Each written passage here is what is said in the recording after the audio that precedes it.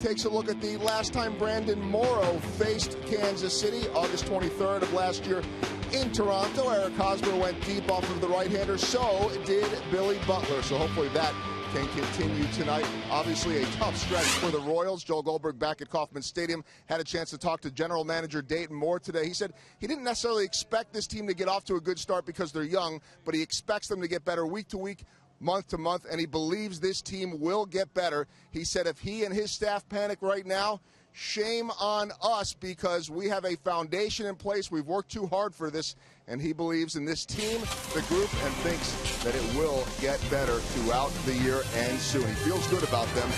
Royals baseball is coming up next. Fizz and Monty with the call.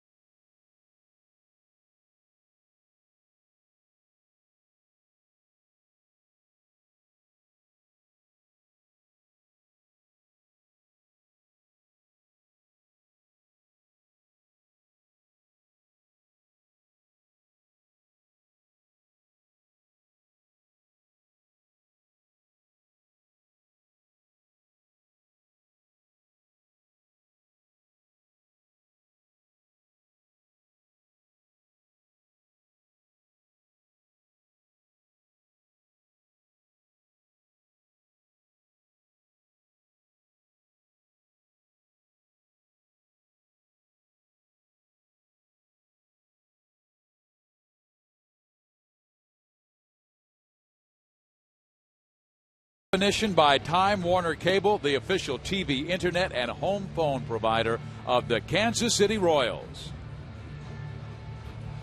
It's another beautiful evening for baseball in Kansas City. We'll take a look at the Toronto Blue Jays batting order. Escobar, Johnson, and then Bautista. He's hitting .212, has 2 home runs this year, none in his last 32 at-bats. That's after he hit 43 last season. Encarnacion, Laurie, Davis, Lind, and then you go Arancibia and Colby Rasmus. And on the hill, the 34-year-old lefty from Panama City, Bruce Chen. Bruce Chen looking to break this slump tonight. Got that solid D behind him. Got his corner outfielders he's used to having out there, Mitch Meyer in center field. Chris Getz leading off tonight, playing second base. A little different look for him in the top of the lineup. And that is your Ford around the horn defense. And guess who's going with the high socks? Our shortstop, Alcides Escobar. He's changing the mojo of the team. And baseball players are not superstitious. Yeah, right. Well, Bruce Chen staring in. It is his job to end this 10-game losing streak. He has had smiles on his face ever since he came out, and the Blue Jays are giving a hard time about it. Chen's first pitch is in there for strike one. Yunel Escobar will lead things off. He is 3 for 10 in this series. Missing low, 1 ball, 1 strike.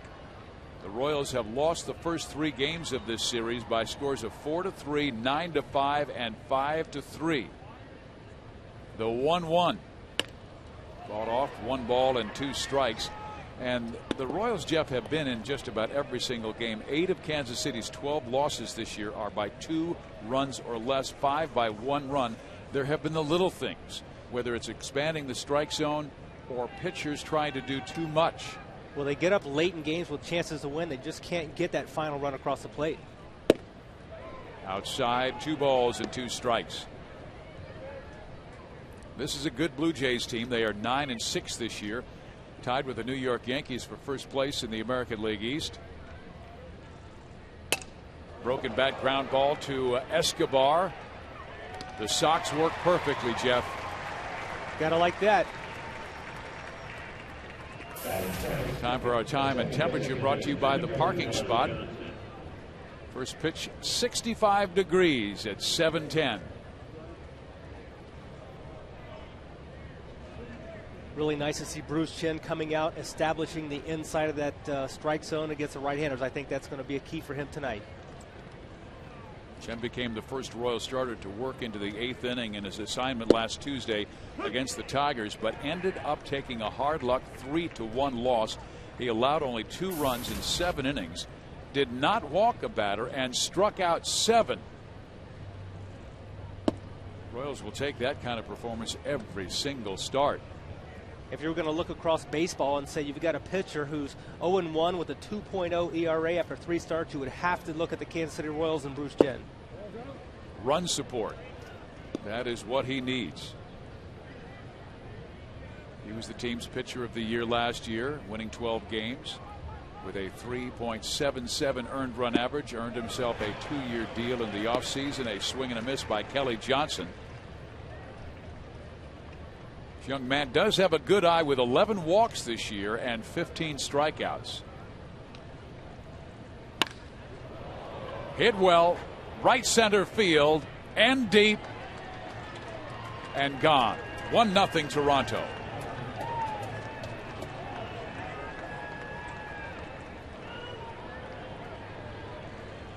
Bruce had worked Johnson away earlier in the at bat. He tries to come inside with a fastball, doesn't get it in. It kind of goes back out over the middle part of the plate. Johnson definitely, no doubt on that one.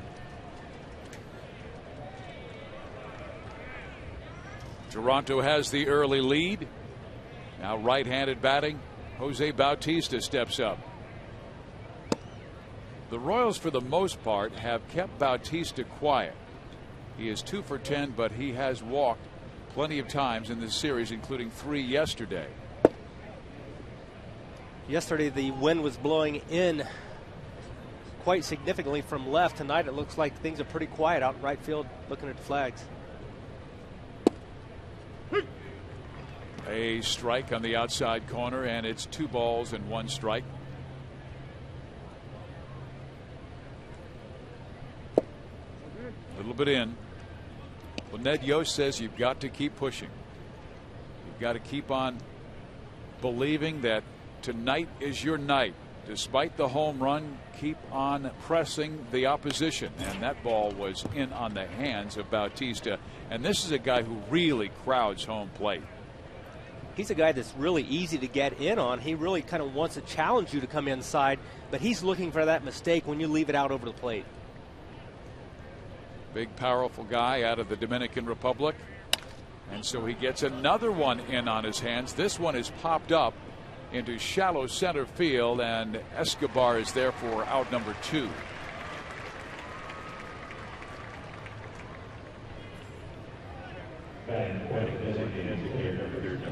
When Bruce Chen pitches, I always look for that third base corner of the plate. In other words, the inside corner to the right-handed batters. He has to dominate that side of the plate.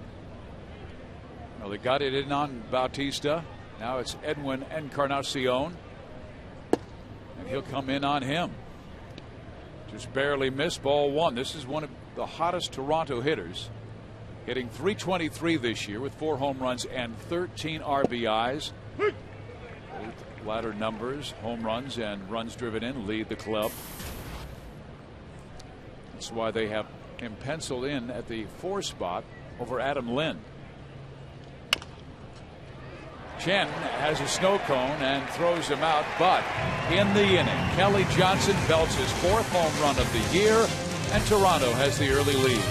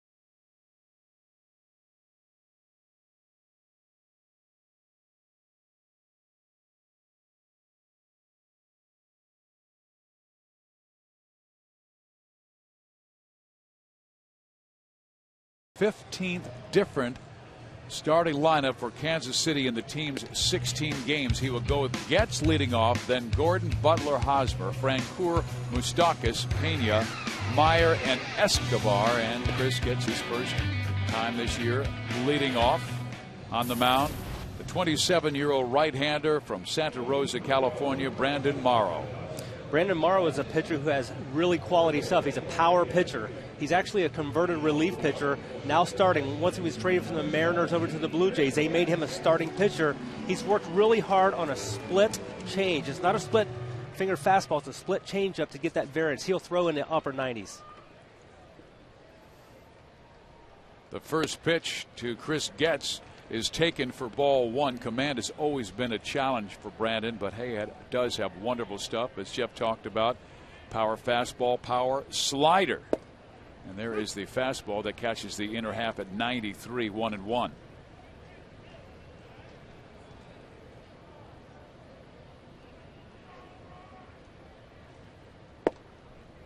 Another fastball for a strike. It's 1-2. Could his key be his curveball? Because it seems like he has more separation than a slider. That was his purpose for that split change that he worked on very hard this spring training. A chopper towards third. Laurie has it. Getz is out. Let's check out our forward around the horn defense. In the outfield, we got Rasmus in center field. Rajai Davis back out in left again tonight. Escobar, quality shortstop. Morrow on the hill, and his battery mate, J.P. Arancibia. There is Brandon, Seattle's first-round pick, 5th overall out of California several years ago. This is his 5th year in the big leagues, and he throws a fastball to Alex Gordon upstairs for ball 1. Morrow is really more of a feast or famine type pitcher. He's going to have those games where he just dazzles you and piles up the strikeouts, and he has some games where he's going to have difficulty getting into the 5th inning.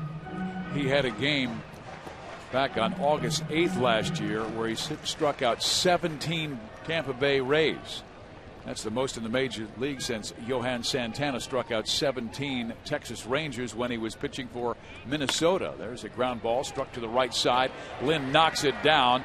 They record the out in time, 3-1. But just the fact, Jeff, that he had 203 strikeouts last year, dominating performance in only 179 innings. Here's a look at that play again. That's actually a good sign for me to see Alex Gordon turning on that fastball on the inside part of the plate. Nice play work first by Lynn. They've been working on that since spring training. Pitcher covering first. Here is Billy Butler. Jeff, I was going to bring up the point that 203 strikeouts in 179 innings. You think that's dominating, and yet a 4.72 ERA. Why? Well, when he gets the ball up, again, he's a feast or famine guy. He can pile up the strikeouts, but he may have a lot of crooked numbers across the board as a result of getting the ball up. Very suspect to the home run. He's given up 6 home runs in only 20 innings coming into this game tonight. Wow. He has a 1-1 count to Billy Butler, who is still looking for his first hit of this series. 0 for 10. Came in red hot with an 8-game hit streak. And that pitch runs up and in. 2 balls and 1 strike. Butler has a couple of home runs this year with 9 RBIs. He gets on. Eric Hosmer will follow.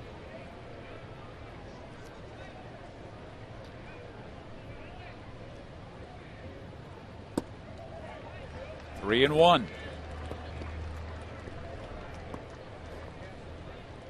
This guy doesn't go very often in a season where he goes 3 straight games without a hit.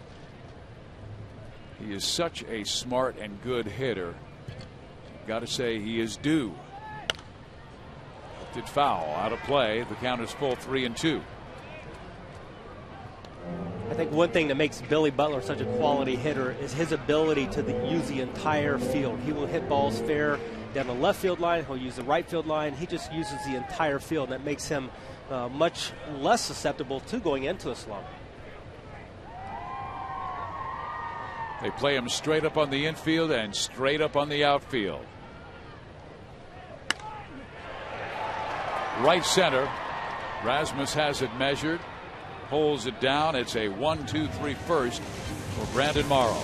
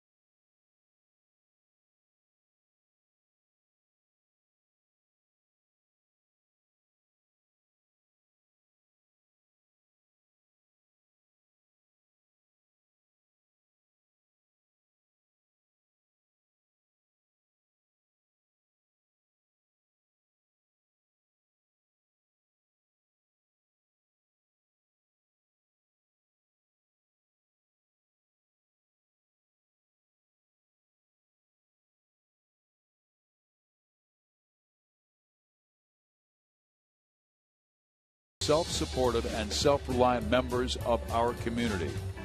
Way to go, Zach. The Buck O'Neil legacy seat. Great to see those youngsters in the Kansas City area giving a little back. Exactly. And here is Bruce Chen, ready for his second inning of work, facing Brett Laurie, Rajai Davis, and Adam Lind. Laurie has been a tough out, and he's also been a tough defender in this game. The 22-year-old kid out of British Columbia. He's on the Canadian Olympic team back in 2008. We told you as a catcher, and the 1-1 is way inside. That was the same time his sister Danielle was on the Canadian Olympic softball team. Athletic family, and a swing and a miss.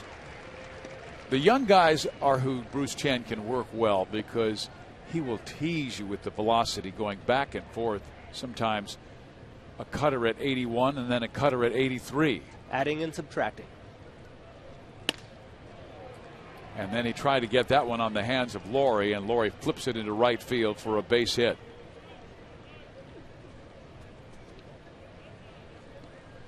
Let's go ahead and go back to Bautista's first at bat here. We can see Bruce Chen maybe struggling a little bit with command. He's missing away here. His ball's moving a lot, cutting the ball a lot, but just I don't know that he's really got his spot on command right now, and that's going to be key for him to get that going here at some point. He may have got away with one on the out pitch, popping Bautista up. He has pitched brilliantly in his first 3 starts. In Anaheim, Oakland, and then home against Detroit. He's allowed just 4 earned runs in 18 innings. Davis is more of a speed guy. He'll be tough to double. Corners are in with Hosmer holding Laurie, and the pitch misses low. 1 ball, no strikes. Bruce, one of those type pitchers, especially a lefty that does not light up the radar gun. Very, very important for him to pitch well early in the game. If he's off early, oftentimes it's a long night for Bruce Chen. And that ball he got up, and Davis slammed it foul.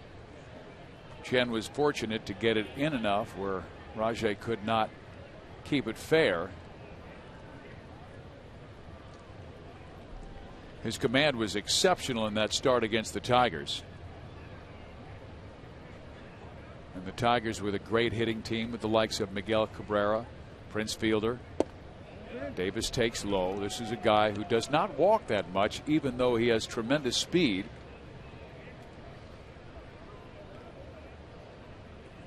Laurie, good speed at first base. He has stolen as many as 30 bases, but that was in a minor league season.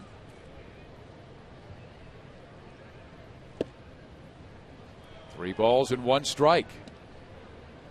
Yeah, you can just tell he's not in sync at this stage early in the game here.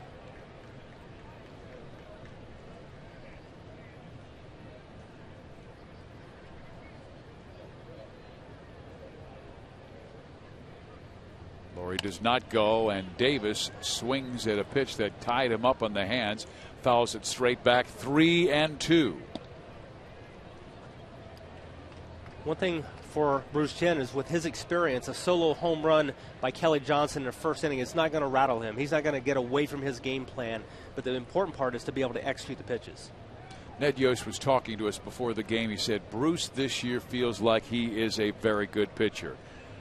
He got the 2-year deal. Feels like he doesn't have anything to prove, and he is a guy who has bounced around baseball, going from Atlanta, Philadelphia, the New York Mets, Montreal, Cincinnati, then to Houston, Boston, Toronto, Baltimore, Texas. Finally finding a home with the Royals and doing quite well.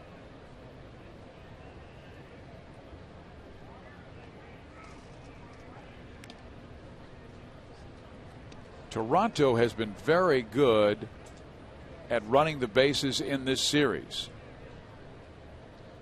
On 3-2, they have been running with nobody out, with 1 out, and obviously with 2 out. And Chen very concerned about the young guy with good speed at first base. Brian Pena is working with Bruce tonight. This is kind of a Bruce Chen trademark. Once he goes to first base once, he's going to go probably more than 2 or 3 times before he eventually delivers a pitch home. He has been able to shorten up Laurie's lead a bit. But Laurie kind of jerked that time as if he was going to go on the pitch.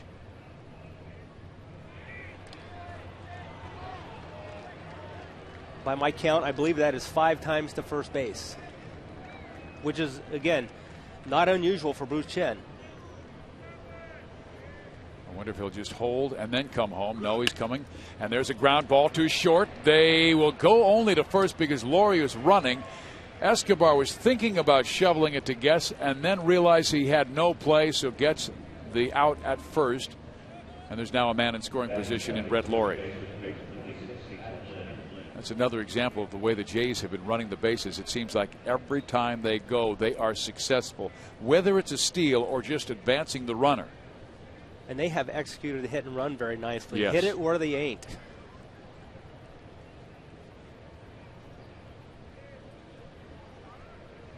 Lefty Adam Lind. A lefty got Chen back in the first inning when Kelly Johnson went deep to right center field, and this is a guy with even greater power than Kelly Johnson. Lind busted 26 home runs last year and has hit as many as 35 in one season. Got it on his hands up the middle, backhanded by Getz. Long throw, not in time. Laurie is able to advance to third base, but Hosmer, immediately scooping up the baseball, looked to make sure Laurie wasn't coming home. So Lind reaches on the infield hit, and fortune continues to smile on Toronto. With Chris Getz playing halfway into right field, he was able to have enough range to get to that ball that ordinarily would have been a base hit and probably driven in a run.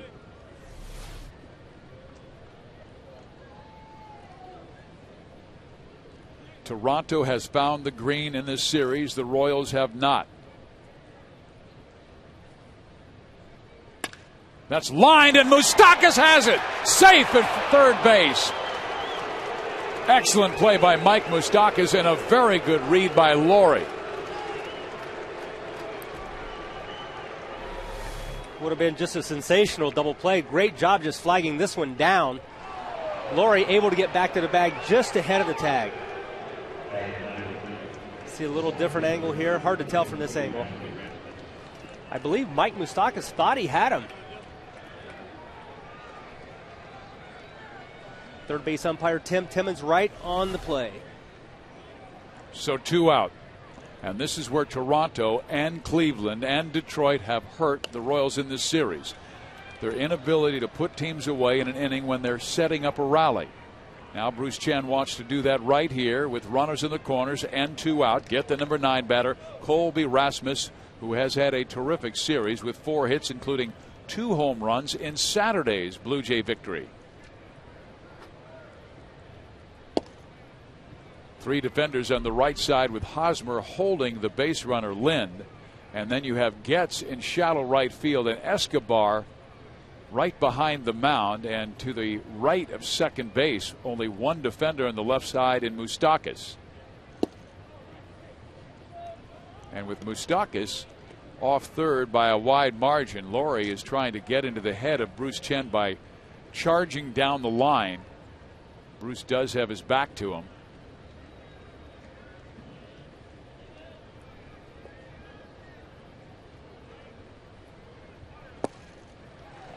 Chen got a good pitch there.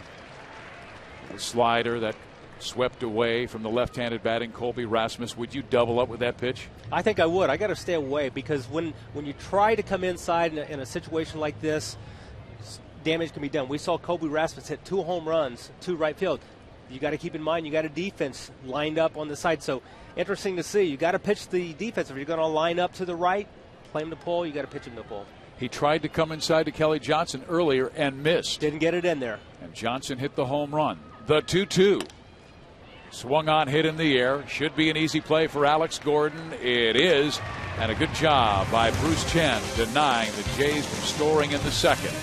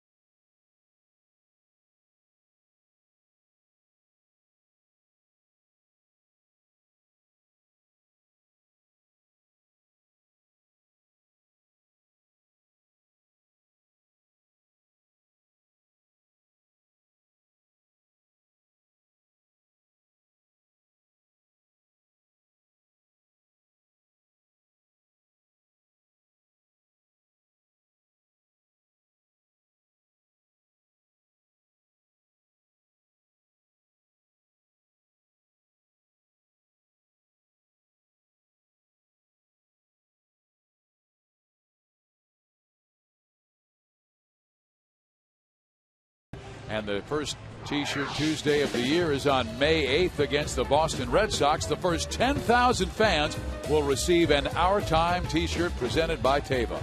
Gates open at 5:30, so get there early. Go to Royals.com/T-shirt Tuesday or call 1-800-6-ROYALS for tickets. Steve Fiziak, Jeff Montgomery with you. Bottom of the second inning. Brandon Morrow will face Eric Hosmer, Jeff Francoeur, and Mike Moustakas. Big guy showing some pretty good swings of late. And he swings and drives one to left, and that ball is gone. A home run by Eric Hosmer on the first pitch of the second from Morrow. This is a great piece of hitting right here because Brandon Morrow, I think, makes a mistake. He's going to try to come inside on Eric Hosmer, something we have not seen a lot of pitchers try to do. That ball leaks back out. Eric Hosmer goes with the pitch. Really nice piece of hitting.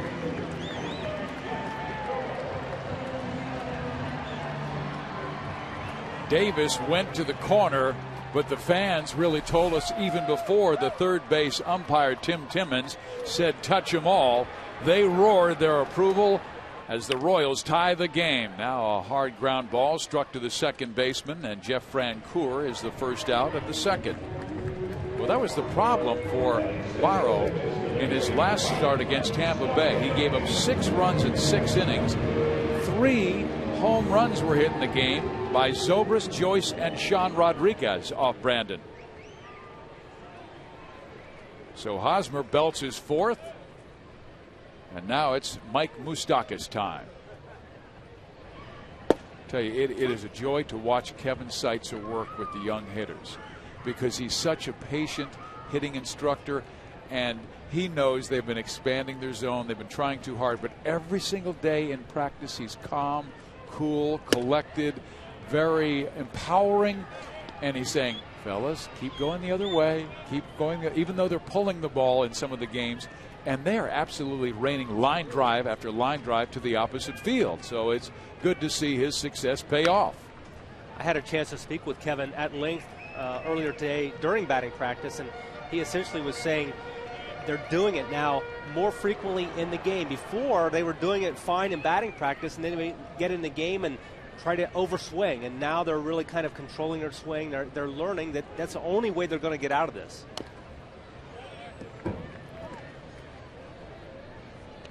Let's take a look at our Jeep replay with Moustakas robbing a base hit and saving a couple of runs. Sometimes, Jeff, it's moments like this where you go, maybe the screw's beginning to turn our way. Maybe it's turning. Play like that sure doesn't hurt. 1 out, 1 in. Hosmer went deep. Moustakas now with a 1-2 count on Brandon Morrow, who is a strikeout pitcher, but only 9 this year in 21 innings. Last year he averaged an American League leading 10.2 per 9, and Moustakas again sends it to the Royals dugout, 1-2. One thing I've noticed about Salvi got it. nice play. He's used to catching. One thing I've noticed about Morrow is he's really not his velocity is not that upper 90s velocity like a lot of times we're used to seeing from him. Again, Moose making him work. Moustakas had one of his better games, going 3 for 4 yesterday, including a double. He also had an RBI, now has 8 for the season. The Royals' bright young stars, former first-round draft pick out of Southern California. There's a drive to right field, and that will reach the wall. Mike racing to second base. He's got 2 base hit.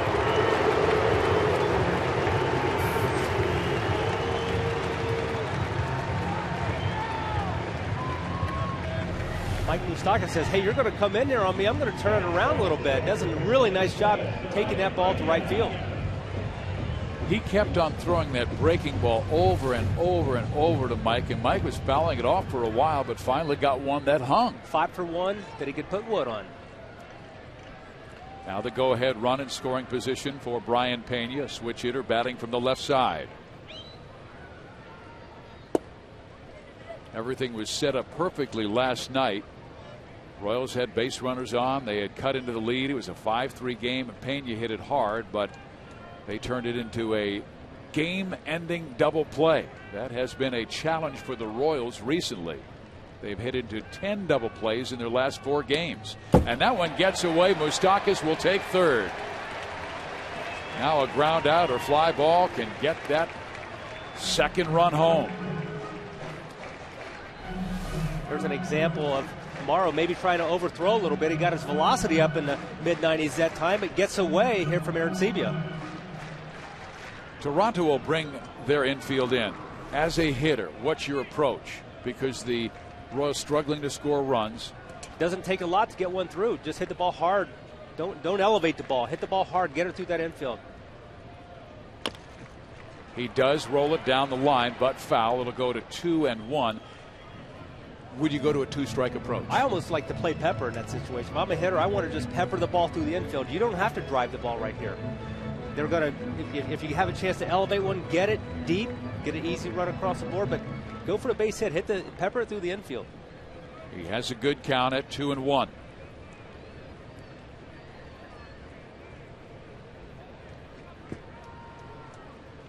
Morrow breezed through the first. He has struggled in the second, giving up a home run and a double, and also throwing a wild pitch, getting Moustakas to third. Pena swings and misses. Now he has a 2-2 count.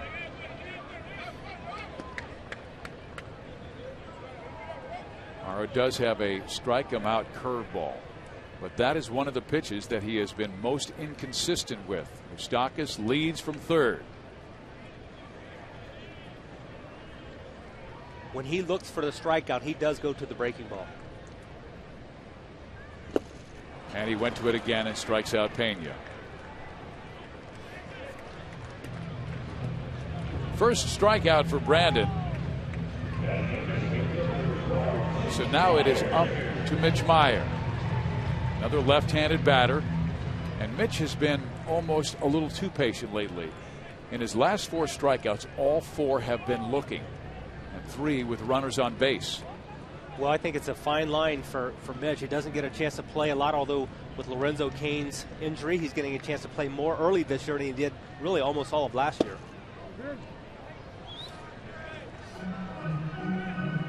He's got a runner in scoring position, and he wants to get him home. No walks here. He's thinking get Moustakas home and give the Kansas City Royals a 2-1 lead. Hosmer's homer in the inning tied it. Pretty good pitch to handle, but he fouled it off. Now it's 1 ball, 1 strike.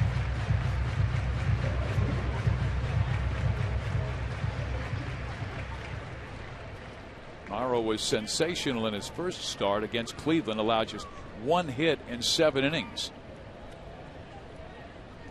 Outside 2-1. That has been a pattern much of his career. One great start, followed by one not so great. Like the last start, 6 runs allowed in 6 innings to Tampa Bay.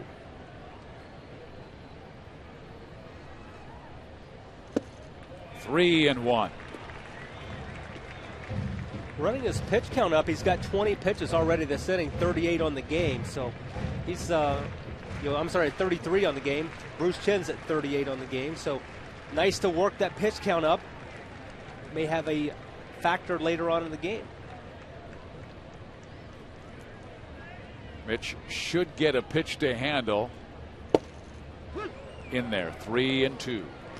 And that's that split change that I was talking about earlier. It's a pitch that, he doesn't really throw it like a split finger. It's actually a changeup. It's just the way he grips it. Does that tell you that Mitch was looking for the fastball? I think he was, because that had a little hang to it.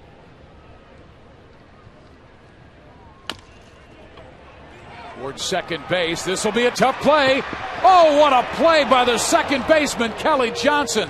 He flipped it with his glove. If he tries to bare hand and throw, I don't think he gets him. Still, Eric Hosmer ties the game with a home run down the left field line.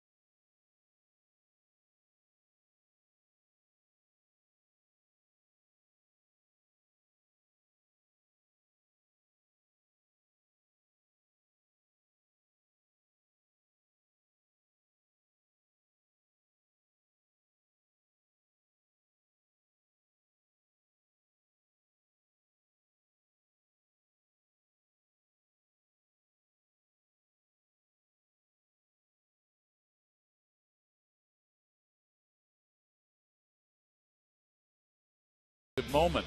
Shows that not only can he hit it, but he can throw a little leather out there. And that was his only play.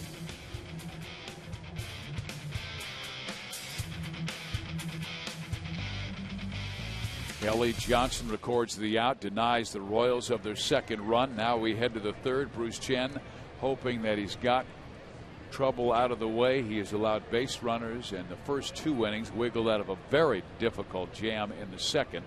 Now will deal with Yunel Escobar and throws him strike 1. Yunel Escobar, we told you, best friends with Royals catcher Brian Pena. They grew up in Cuba and tried to bunt on his buddy, and now they will have a little conversation. They grew up only a block apart, and they've known each other since they were 4 years old. And Brian was telling me, on my way to school, I would drop by his house, knock on the door, and would walk to school together. And then, of course, we grew up playing baseball together. And I said, well, that neighborhood team was pretty good. And he said, yeah, we were. Moustakas will cut down Escobar.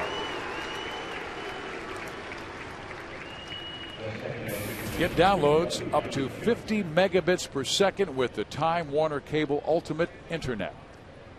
Now there's quite a variance. 10 miles per hour. You don't see that very often anymore. It seems like everyone throws 97 nowadays. Yes, but Bruce locates it better. He pitches. I think velocity is the most overrated characteristic, and location is the most underrated. Breaking ball in. Got velocity, location, and movement. And if you can locate and you have a little movement, throw the velocity out the window. Kelly Johnson, the batter, he will take a strike. It's 0-2. I remember going out and watching spring training at the Atlanta Braves camp when they had some of their great pitchers, Greg Maddux, Tom Glavine, John Smoltz, Steve Avery, and others. And they would always send the young pitchers out to watch Maddux do his bullpen session. Every single year, Bobby Cox would send them out. And Greg would go, I know why you're out here. And he said, young men, all I can tell you is baseball is very easy.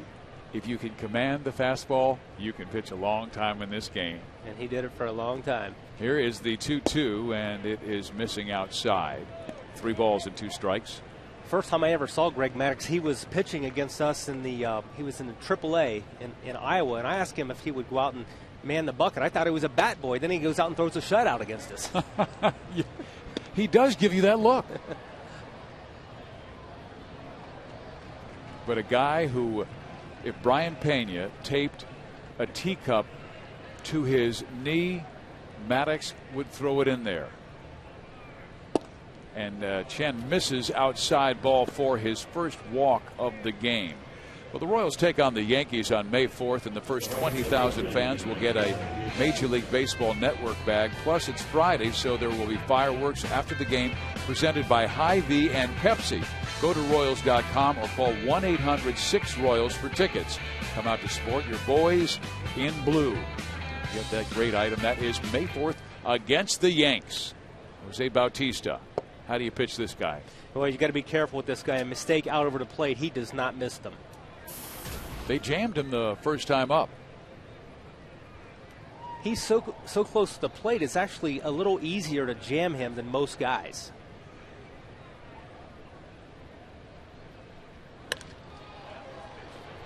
Skies that one foul as Chen did come in. 1 ball, 1 strike. If you're facing a pitcher who's consistently coming in on you and hurting you, have you seen hitters back off the plate a little bit? Well, sometimes the hitters do make the adjustment. That's really the catcher's job to identify that when he gets in the batter's box and make a call accordingly. 1 on, 1 out. Batista has not backed off yet, and now 1 is struck to short. This should be 2, and it is a 6-4-3 double play.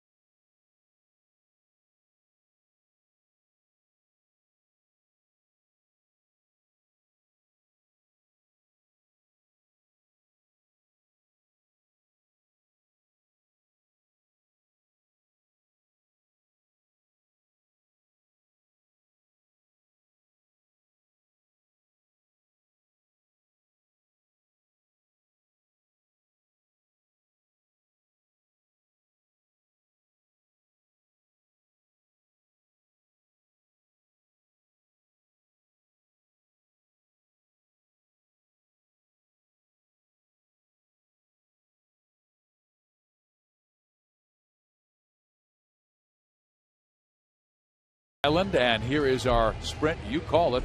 Who will have the most hits on the road trip? Text 432-432 and enter keyword Royals. Will it be Alex Gordon? Let's bring in Joel Goldberg. Joel, who do you think? Gordon, Butler, Hosmer, or Francoeur on the trip? Well, I'm leaning towards either A or C, Gordon and Hosmer, because I was just looking something up, and we keep telling you that these guys are getting hot. They're hitting the ball harder. They're feeling good. Both Gordon and Hosmer right now are each 4 for their last 13. Gordon has a homer and a 6-game hitting streak. Hosmer has 2 homers in that stretch. So there's a drive, Joel. How about that? Well, we need Escobar. Why not Escobar with a leadoff double?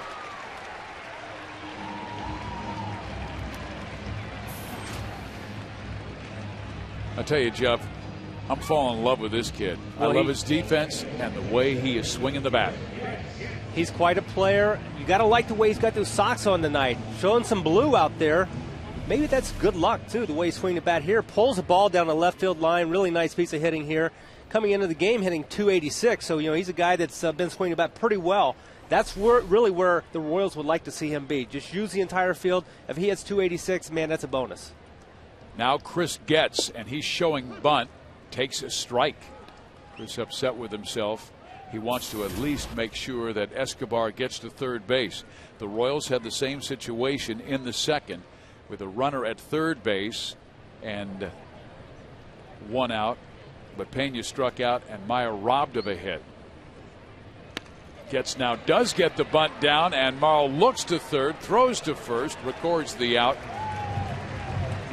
What a good sacrifice by Chris. And a great break by Escobar, who had a very good secondary lead.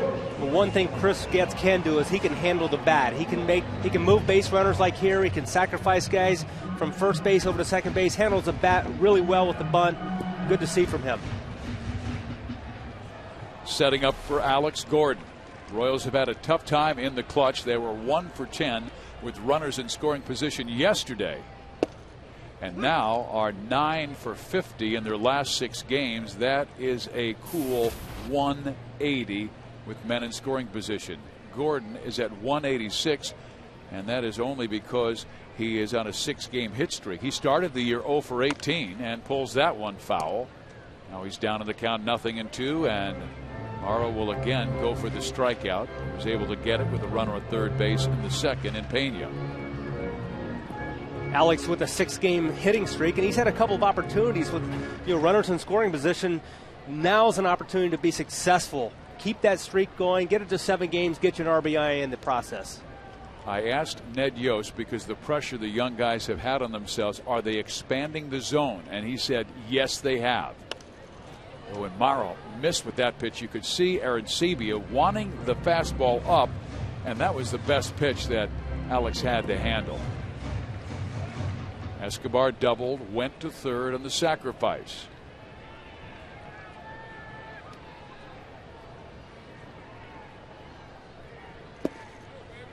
Good patience. Morrow ahead in the count. There's the 0-2 pitch. There's still a lot that a pitcher can do with a 1-2 count. So I don't look for him to give in. I think he's going to really battle Alex Gordon. He's going to probably have to hit on Morrow's terms.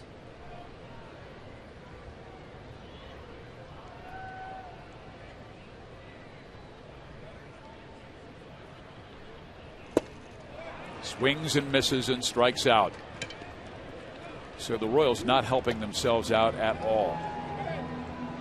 2 great situations in the second, now the third. It's up to Billy Butler. Right now, fans like Eric Hosmer for the sprint, you call it. 40% went with the Royals first baseman, 30 with Billy Butler, and Alex Gordon at 24.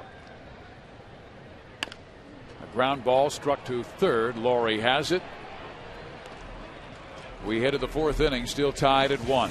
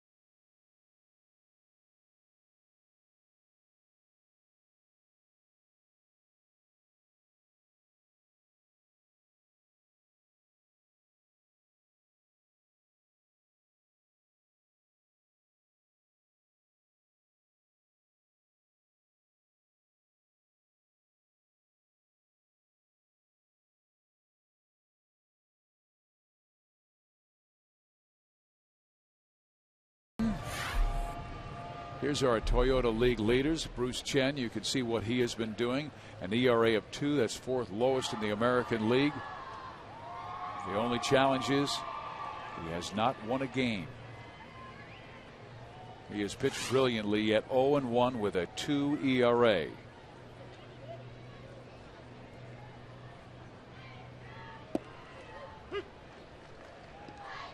Edwin Encarnacion will lead off the top of the 4th. Will be followed by Brett Lawrie and Rajai Davis.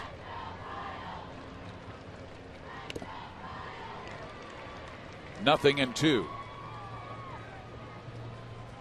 See, Bruce Chen's one of those pitchers that I think actually, once hitters see him the first time through, I think he's almost more effective the next time through, because he can allow, his ability to take speed off his pitches, really play into his hands, and get a lot of hitters looking silly.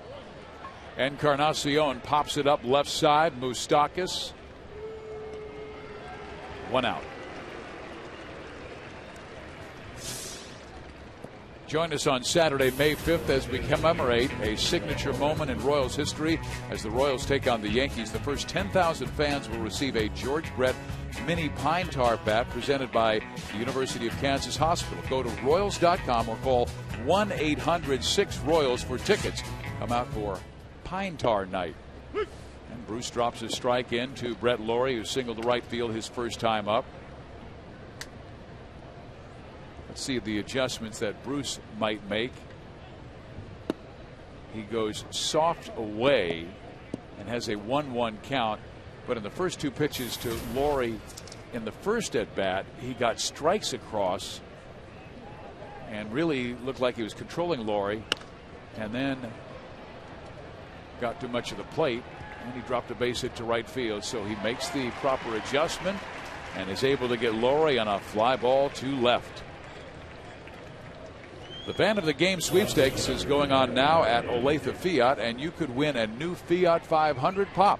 Finalists for the grand prize drawing will be announced on Fox Sports Kansas City in July. One fan will win the Fiat 500 Pop. Look for rules and enter now at Olathe Fiat. That is a beautiful little car. I had a chance to drive one, an electric one that's being built. With today's gas prices, I would love to have an electric car. And the Fiat 500, you'd be surprised at the power that thing has. And people think, well, it's on electric. And the engineer who is designing it said much more power than the fossil fuel. Here is Davis.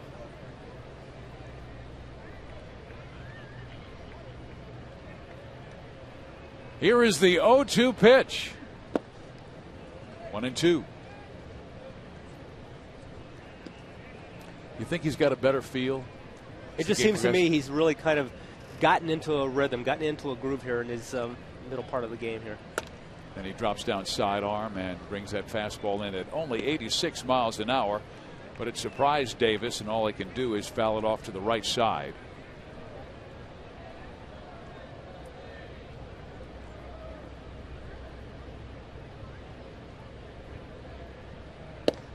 How about that? That's pitching. Totally surprised Davis, strikes him out. Eric will lead things off.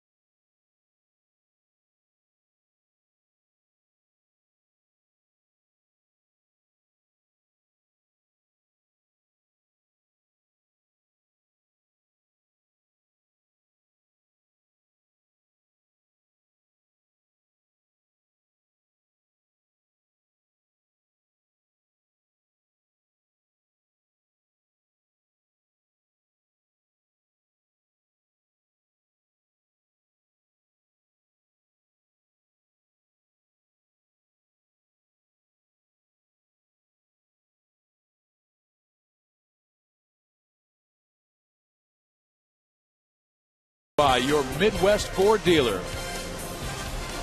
By Panera Bread, 23 locations coming soon to Brookside. Visit us online at PaneraKansas.com.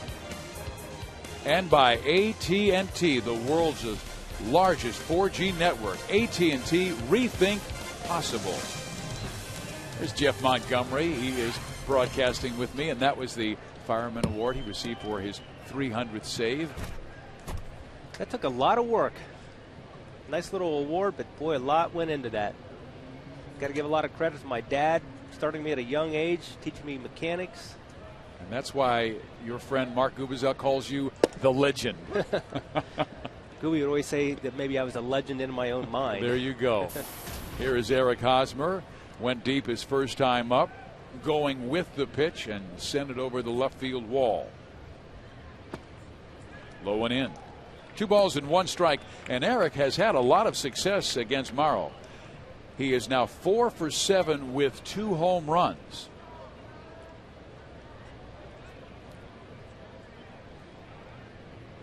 They're coming in. Ooh, and they missed in. Let's go back and take a look at Eric back in inning number 2. You know, back in the second inning, they're trying to come in, but they don't get it in there, and that's one of the mistakes that you make. You try to get it in, you don't, and it stays out over the middle part of the plate, outer part of the plate, allows the hitter to get his hands extended, and that's what Eric Hosmer did. He did not go. That pitch had some late life to it, dropped straight down. Eric was able to check in time, give himself another opportunity at 3 balls and 2 strikes. Coming back in. And Eric swings and misses and strikes out. Strikeout number 3 for Morrow.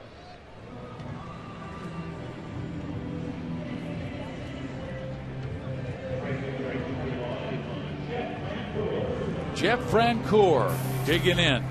He has 3 hits in this series. Grounded out sharply to second base his first time up. His 2 hits yesterday broke a 2 for 24 slide he had been in.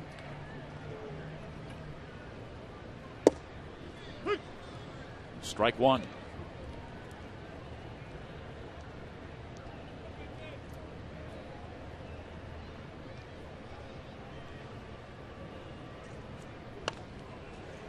He does have great stuff. Last August 8th, Brandon carried a no-hitter into the 9th inning. All the way, had 2 outs. And then Evan Longoria of Tampa Bay broke up that no-hitter. But he's had games like that, game like a 17 strikeout contest against Tampa, and that same almost no-hitter. Base hit left field.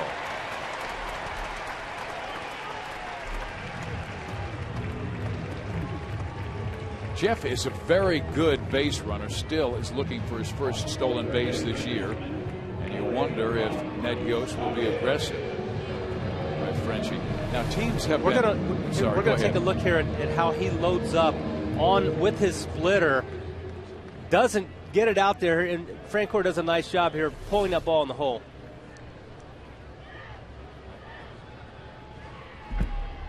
Mike Moustakas doubled his first time up.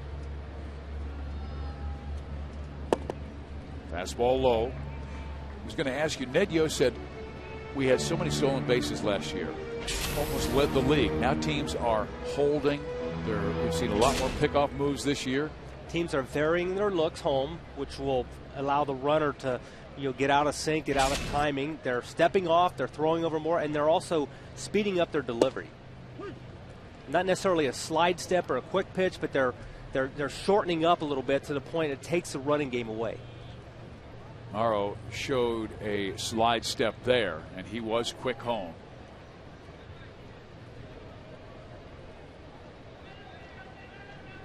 Jeff does not go, and Moustakas swings and misses 1 and 2, but they might let Mike just swing. He has been swinging a hot bat of late. 4 hits in this series, 3 for 4 yesterday, doubled his first time up.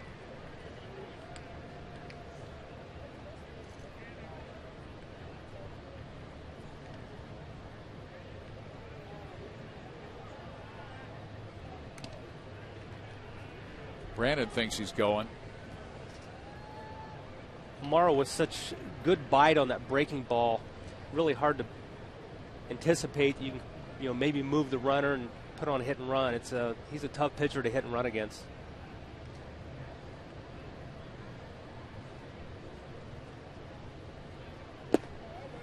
Two balls, two strikes.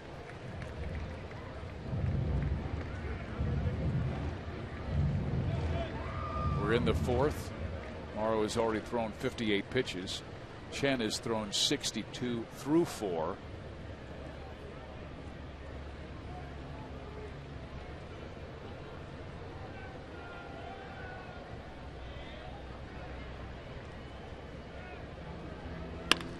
Back up the middle, but right where the shortstop Escobar was, and he gets the easy 6-3 double play.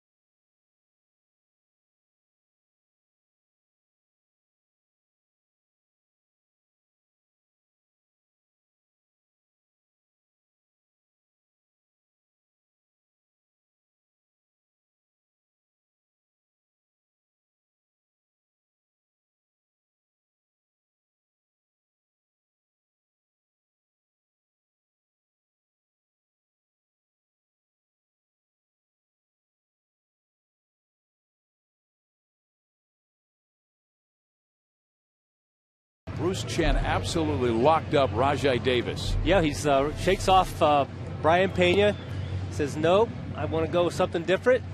He comes with a pitch that ends up right in the middle part of the plate, locks up Rajai Davis, and that pitch was so bad it was good. Exactly. And Davis knew it. He just started walking back to the bat rack as Chen struck him out looking. So here we go to the fifth inning. Adam Lind, J.P. Arancibia, and Colby Rasmus.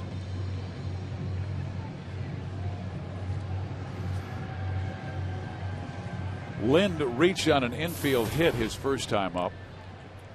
The Royals play him dramatically towards the right side, and Getz, who is about 10 to 12 feet on the outfield grass, he had to go up the middle on the outfield grass and made it a close play, but had no chance to get the base runner. The result was the Blue Jays had runners on first and third, but Arancibia lined out and Rasmus flied to left. Both teams have had runners at third base with less than 2 out. Both teams have been unable to score them.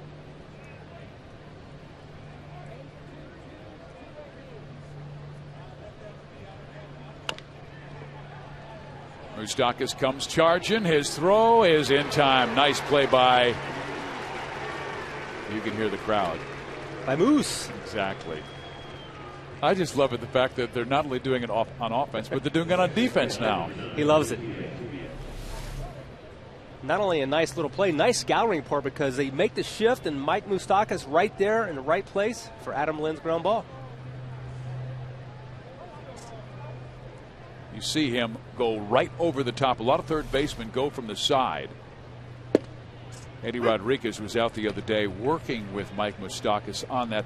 He just does not feel comfortable throwing from the side yet. He said, I don't want errors. He said, there will come a time I'm going to feel comfortable throwing the ball that way, but I'm still an over-the-top guy. And there is Eddie, who was a terrific infielder in his day. As Rex Hudler told us, he, in the minor leagues, had a chance to play around the Keystone with Cal Ripken Jr. Earlier, you talked about Mark Ubaza, and Mark Ubaza coaching high school baseball against Mike Moustakas. He said this guy could throw like 97, 98 miles an hour as a pitcher. Wow. And there's a, what do they call that? That's effectively wild? Don't dig in there too deep. And Aaron Sebia was, and now he pushes him off the plate.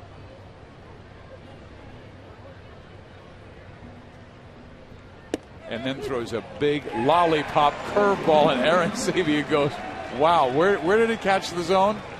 Oh, man. He throws one left like it looks like he has no control. Fastball, but misses by about 4 feet. Then this. Yeah, it's hard to defend a 71-mile-an-hour breaking ball that catches the upper part of the strike zone. Oh, by the way, here's my good fastball. Maybe not 97, but still has the effect of 97. It sure did, because the next one struck him out looking. 2 Ks in the day for Bruce Chen. Here is Colby Rasmus. Drops down sidearm, strike one. I love to watch Chen pitch. He came up in that Atlanta organization around some of the great pitches of their era, and another one that is a breaking ball that misses over the heart of the plate and is driven to the wall by Rasmus. He will stop at second base with a 2-out double. Fans come out on Thursday, May 3rd, as we celebrate Alex Gordon's 2011 Rawlings Gold Glove Award. And the first 10,000 fans will receive a replica Gold Glove trophy presented by Hy-Vee before the Royals take on those darn Yankees. Go to Royals.com for tickets. There's Alex. Moved from third to left field and won the gold.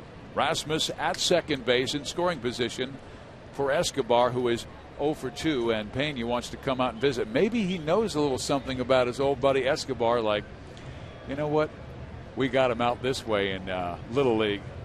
He couldn't hit that pitch with the stick ball, right? Exactly. Actually, they played on the same team together and were put on quite a show, and then later would play on the national team, and Pena would defect first, and he said a couple of years later Escobar came over.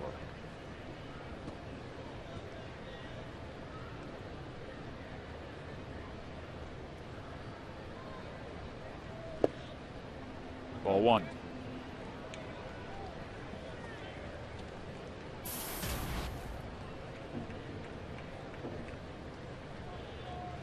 For the most part, they have kept him quiet.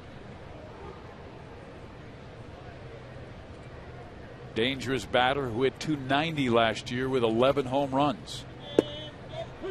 Strike on the inside corner, 1-1.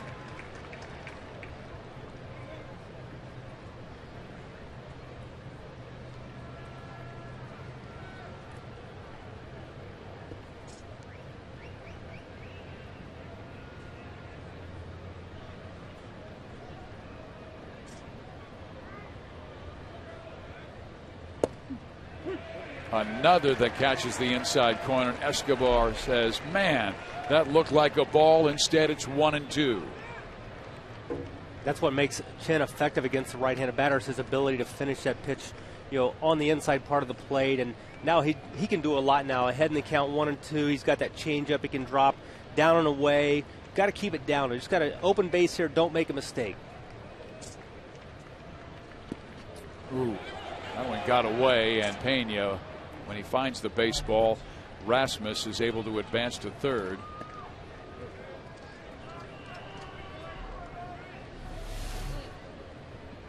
Nice job of keeping this ball from going all the way to the screen.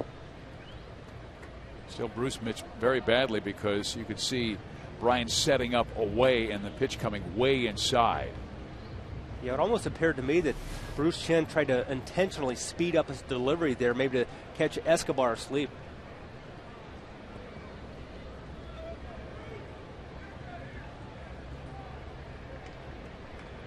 They're coming back inside. Ground ball short. The other Escobar. Chen turns back the Blue Jays in the fifth.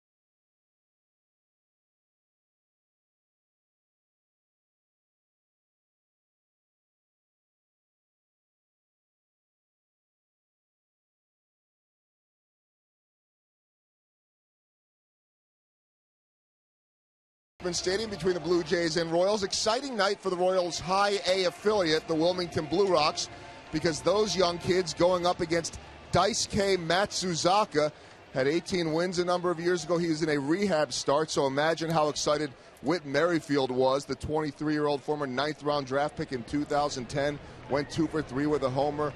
Chesler Cuthbert, the 19-year-old prospect, had a couple of hits on the game. They hit him around pretty good, guys. 4 innings, 6 hits, 3 earned runs. But the most exciting piece of news, Blue Valley Northwest grad Jason Adam, 5 innings, 5 hits, no runs in 4 starts, his first 4 ever in High A. He's allowed 1 run, a 0.40 ERA. That is outstanding. I was reading about Jason Adam today when I was checking our minor league report. And, of course, Omaha, the AAA team, is in first place with a record of 13-5, and Nathan Adcock pitched beautifully last night, allowed 1 run in 8 innings, and there goes Pena to left field for a base hit. He's going for 2, and here's Davis' throw offline.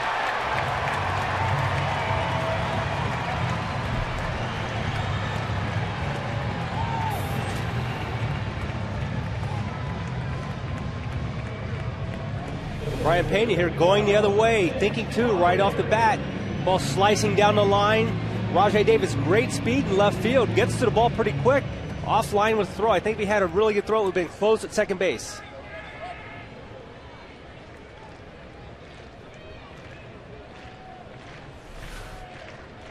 Now Mitch Meyer, who's robbed of a hit his first time up, on an outstanding defensive play by Kelly Johnson. Bunt is on. Morrow's going to third, and they will get Pena at third base. So the Royals not doing the little things well offensively. They're getting guys on, but they're not getting them over and not getting them in. In this situation, you have to bunt one side or the other. If you go right back to the pitcher, it's the only player on the infield that can make that play over at third base.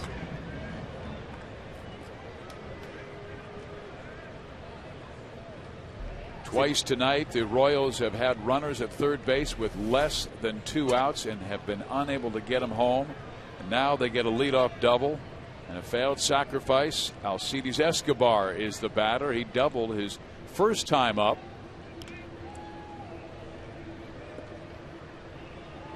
Steve, those situations really, Joel and I had Doug Siston on the pregame show today, and we were talking about it, and those little things are magnified, but he's adamant that these are unacceptable. We cannot allow these things to continue to happen, so you got to get it right. Yeah, there's a great conversation that you guys had, because Doug does take it personally. He takes it personally, and he takes ownership in what's going on out there, because it's his department. He wants these things to work out. The base running, the outfield play. You got to hit the cutoff man. You got to do all the little things right if you're going to win. Fundamental baseball.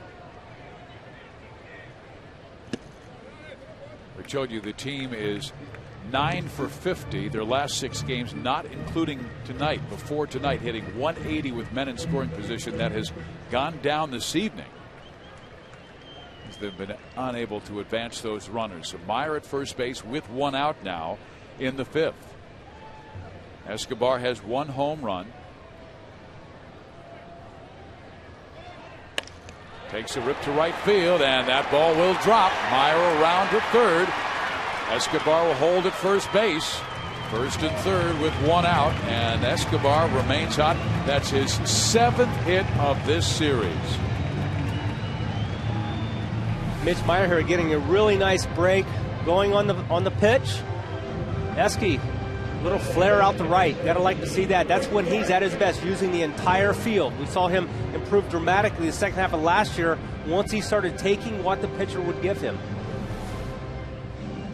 Now, what might this conversation be about? We have Laurie coming in from third, and Aaron Sebia meeting with Laurie and the pitcher Morrow on the mound. Well, I'm sure Laurie wants to know, what are we going to do with the ball in the event that they try a double steal on us? What are we going to do if they squeeze on us? All those situations that you want to know before the first pitch to the batter's thrown, because Chris Getz is a great candidate for a squeeze bunt. He had a sacrifice in the 3rd. Escobar has excellent speed at first base if they're thinking about a double steal, much like Toronto pulled off yesterday when Laurie stole home.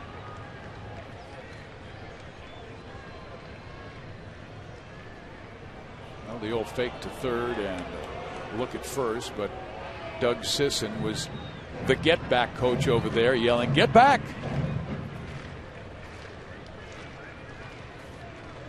We've seen that play about umpteen thousand times, and maybe it's worked once. Not tonight. The bunt. Foul. Well, you were right. Gets a very good bunter, was able to get that one down the first base line. Had it stayed fair, it would be a 2-1 ball game. Kansas City leading. That more of a safety squeeze bunt, not a suicide squeeze bunt.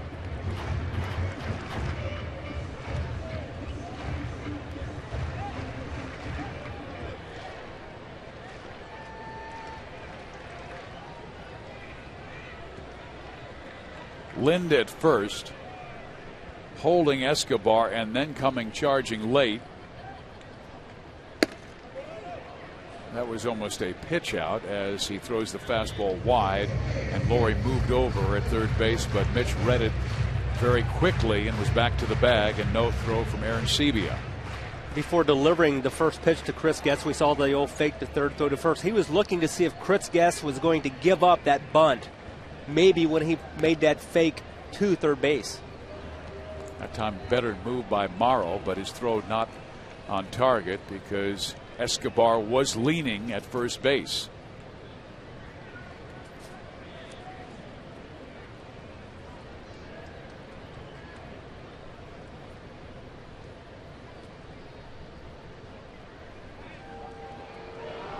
Again, they attempt. But again, Escobar read it immediately and was almost standing on the bag when Morrow turned to look his way. I'm not so sure that wasn't a balk. He really didn't make a concerted effort to go to third base on that.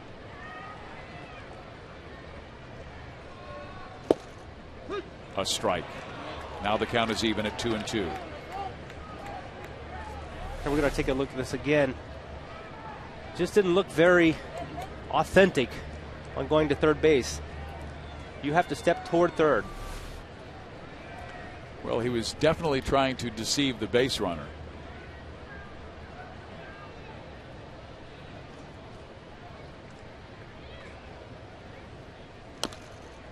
Just does stay alive.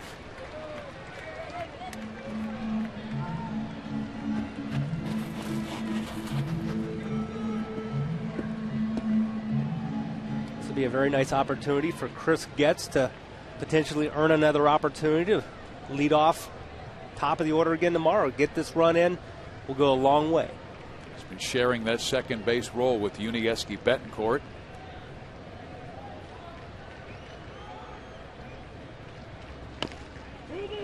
Tapper, and he rolled that one off of his foot. He limps out of the batter's box trying to stay alive as Morrow, a terrific strikeout pitcher, has gotten a couple of strikeouts on those breaking balls in the dirt, getting the Royals to chase. We call that the back leg slider, and Chris Getz fouled that one off his front leg.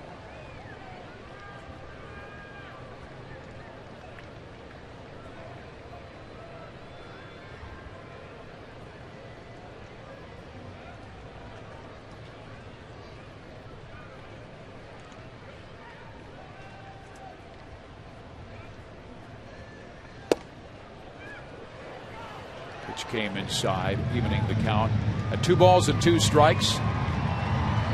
The inning started with Pena double. Meyer tried to sacrifice him over, but sacrificed it right at the pitcher, who twirled and threw him out 1-5. Escobar singled to right. Meyer took third.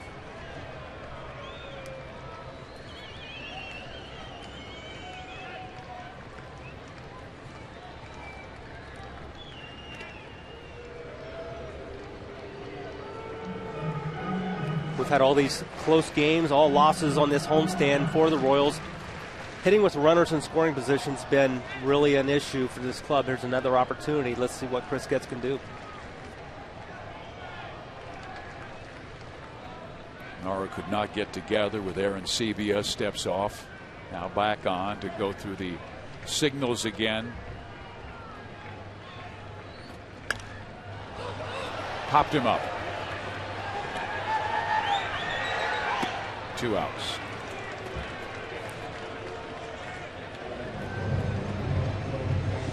So the Royals continue to struggle with men in scoring position. Now 0 for 6 with runners in scoring position. And 9 for 56 in their last 6+ games. That is a batting average that is down near 160. Alex Gordon gets another chance. He was at the plate with Escobar at third base with 1 out and struck out swinging. On 2 pitches that were breaking down in the strike zone were not strikes.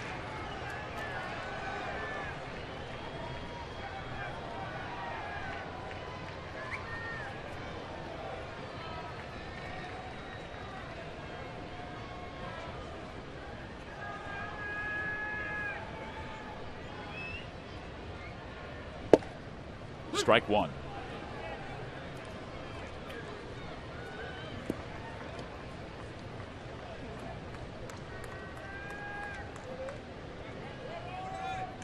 Meyer at third. Escobar first. Center field. The Royals are turned back by Brandon Morrow. They have pressured Brandon every single inning, but still continue to struggle.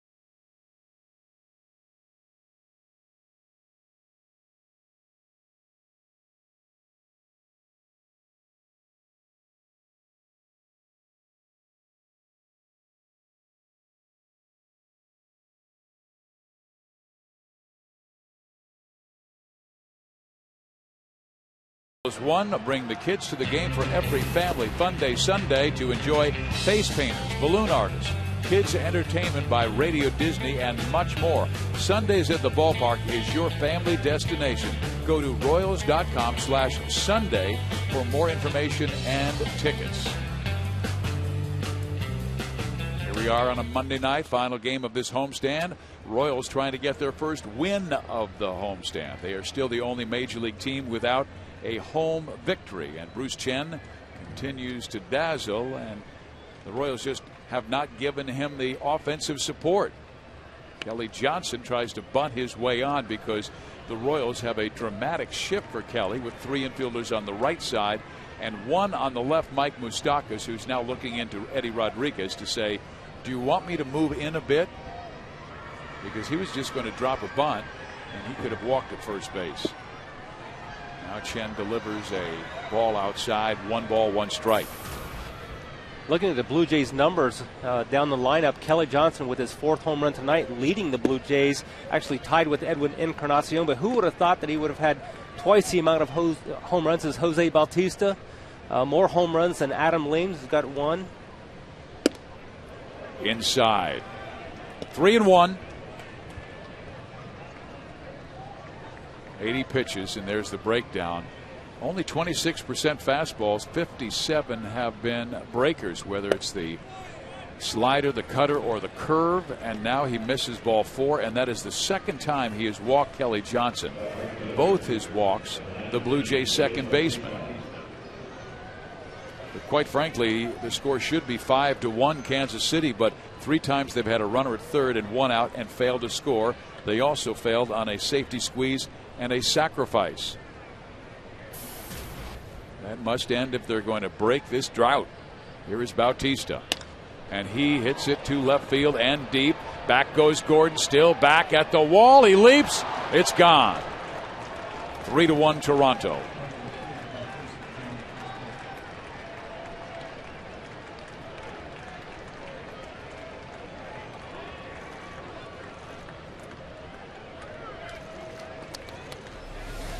You got to get it in there if you're going in on this guy. You got to get it in. That pitch doesn't get in. It gets extended. You see it right on the middle part of the meat of the bat. Nice effort by Alex, but really no chance on that ball. Edwin Encarnacion takes strike 1.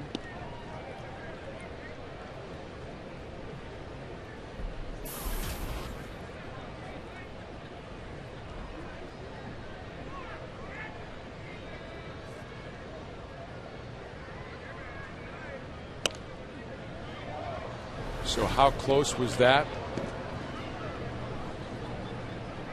That was a fence scraper, but it still counted for 2.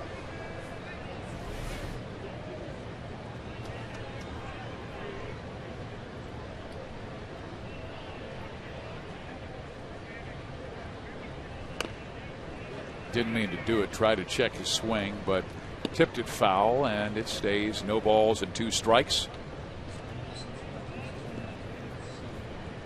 The one thing Ned Yost said is, as a coaching staff, we cannot portray any sense of panic. We have to remain calm as a team and give direction. And it's the only way leadership comes from this. And we asked him, can you get away from it? He goes, no, I think about it all the time. What can I do differently? But I must remain calm and lead. As a player, individually, when you're slumping and your team's winning, really you don't, you still think about it, but when the entire team is losing, it doesn't matter how you're doing individually. It really brings you down. I remember Sparky Anderson calling them Gelucel games as Bruce Chen strikes out Edwin Encarnacion. That is the 3rd strikeout for Bruce tonight. And it's kind of an interesting story because Sparky said, whether it was the Cincinnati Reds or the Detroit Tigers going through a dire time, and he said, I know our team was good, but he said, we as a staff had to remain calm. And he said, it was amazing how when a bad moment happened in that dugout, I would notice, I could feel every single player look to me to see how I would react. And I said, well, what would you do? And he said, I would just slip my hand into my pocket and put a Gelucel in my mouth to calm my stomach because my stomach was going crazy. The 2-0 pitch catches the inside corner, 2-1, because it doesn't matter if you're little league or you're in the major leagues. You wonder how the manager reacts to whether it's a great play or a mistake. Right, he's the leader. If they're going to get out of this, the manager's going to lead them out. Brett Laurie hits one to left center field. Mitch Myers says he has it about 10 from the warning track. He makes the catch for out number 2. Here's our AT&T trivia question. Who are the only 2 teams to have a losing streak of more than 10 games and go on and advance to postseason play? We'll give you the answer later in the game. But the last team to suffer a losing streak of 10 or more games in their first 15 games was Kansas City back in 2006 when they opened at 2-13.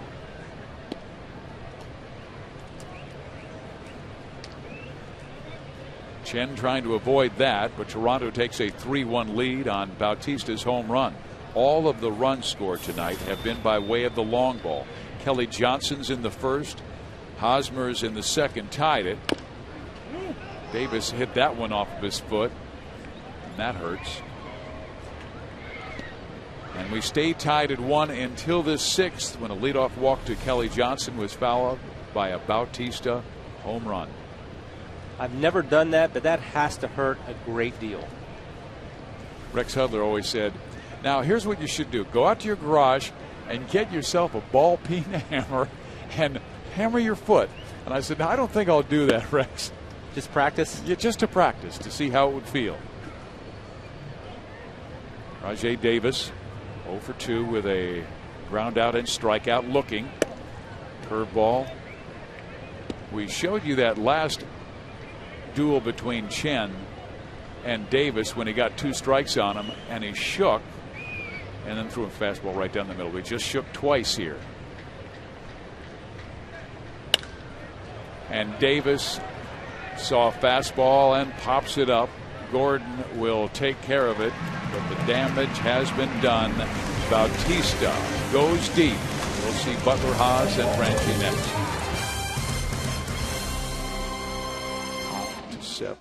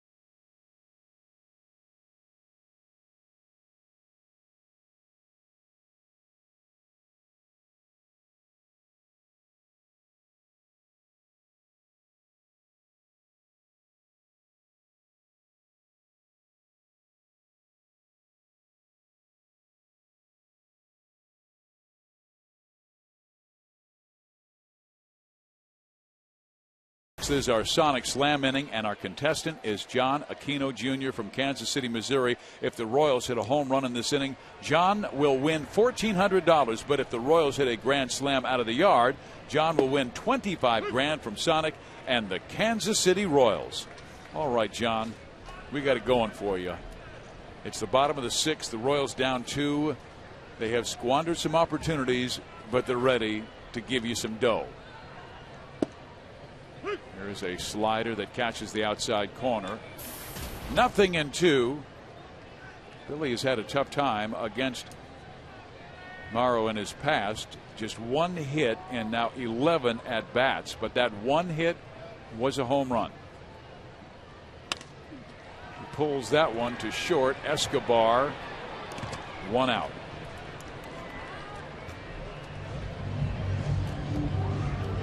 Morrow has always had plenty of talent. We told you Seattle's first-round pick out of the University of California, but was really not that impressive early at Cal, but shined in the Cape Cod League in 2005, and that's when he got drafted the following year in 2006 and traded from the Mariners to the Blue Jays. He's getting more into a groove in this one, and Hosmer tried to check his swing. Takes strike 1. Morrow's next pitch will be his 80th of the night. Chen has thrown 97 through 6.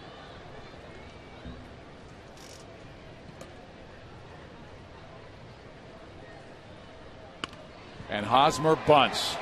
Morrow up. His throw down the line. It bangs out into the field, and Hosmer's going to take second.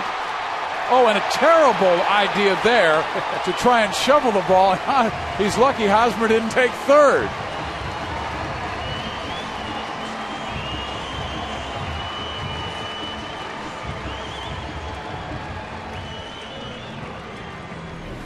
Very impressive from Eric Hosmer. He goes deep in his first at bat. Now he drops one down the third base line.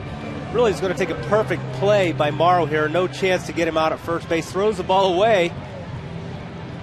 Ends up leading to an error. Haas hustles down to second. Getting dirty twice. It goes as a hit and an error, and I love the idea. A lot of young sluggers might try and go deep, but Eric says, hey, we're down 2. Let's just get on for this man. Jeff Francoeur looking for his first home run of the season.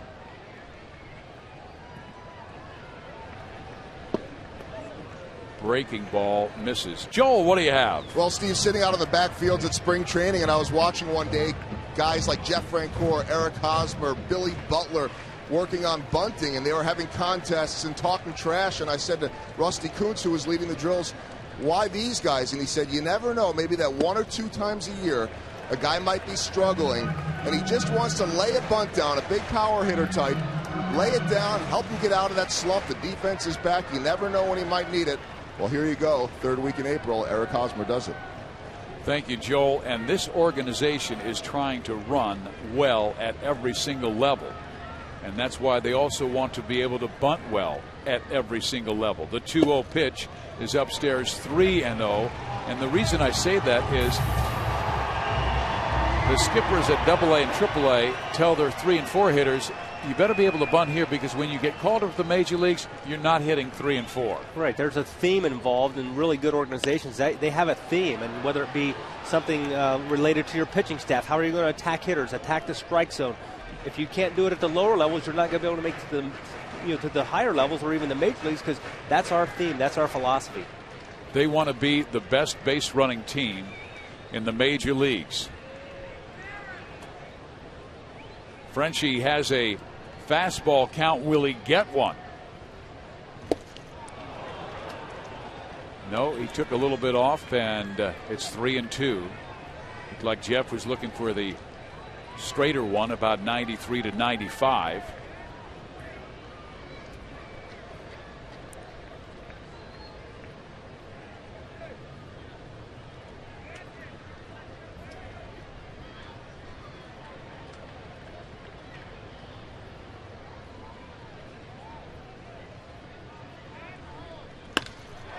Center field. Rasmus is there and makes the catch.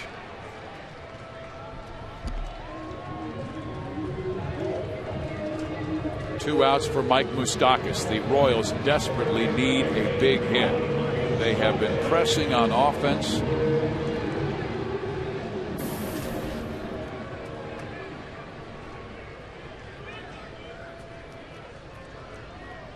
Ed Yost said before the game, we are a team that's very aware of the Kansas City history. And these are young guys who are determined to change that history. They've had success at single A, at double A, at triple A. Moustakas has a ring at all 3 places, and that's what he's done with runners in scoring position this year. He's been one of the bright marks in that area, as Hosmer is at second base. Ripped foul. Now he's down in the count, 0-2. My theory on why Mike Moustakas has had a little better start than a lot of the other younger guys who came up last year, had some experience in the big leagues. He struggled so mightily. He eventually got out of it. I think experiencing struggles at the major league is very, very difficult. And really, Eric Hosmer never did that at all last year. He came up and hit the ground running. So really more of a learning experience for Hosmer this year. Checks his swing. He did not go. The count moves to 1-2.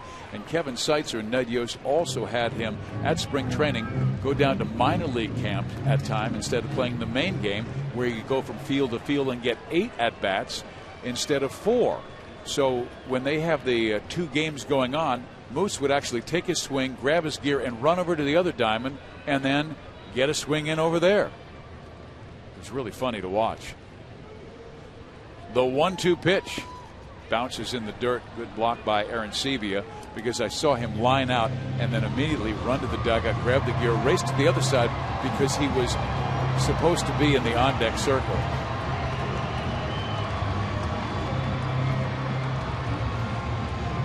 He went over 2 in a period of 30 seconds.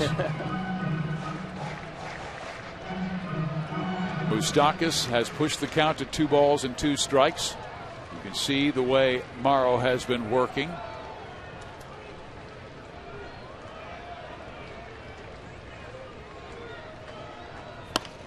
Back up the middle.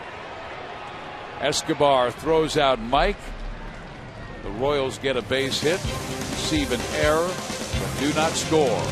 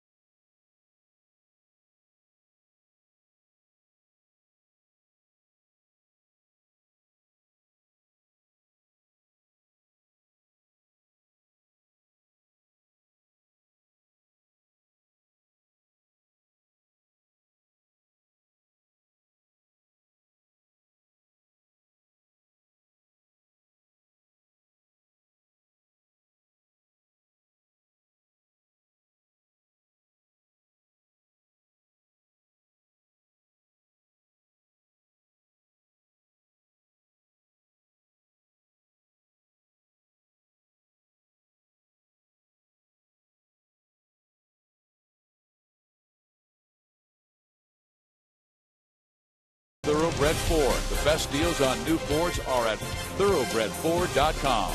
And by AT&T Ubers, the new wireless receiver from AT&T Ubers.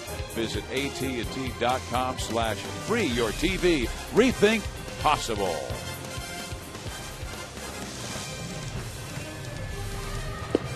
Let's go back and take a look at that Mazda replay on the bunt by Hosmer. Yeah, the Royals with a hit in every inning, but the first one of those was an Eric Hosmer home run. But this time he decides to go the easy route. Drops down the bunt down the third base line. Brandon Morrow not able to make the play, and Eric Hosmer ends up on second base.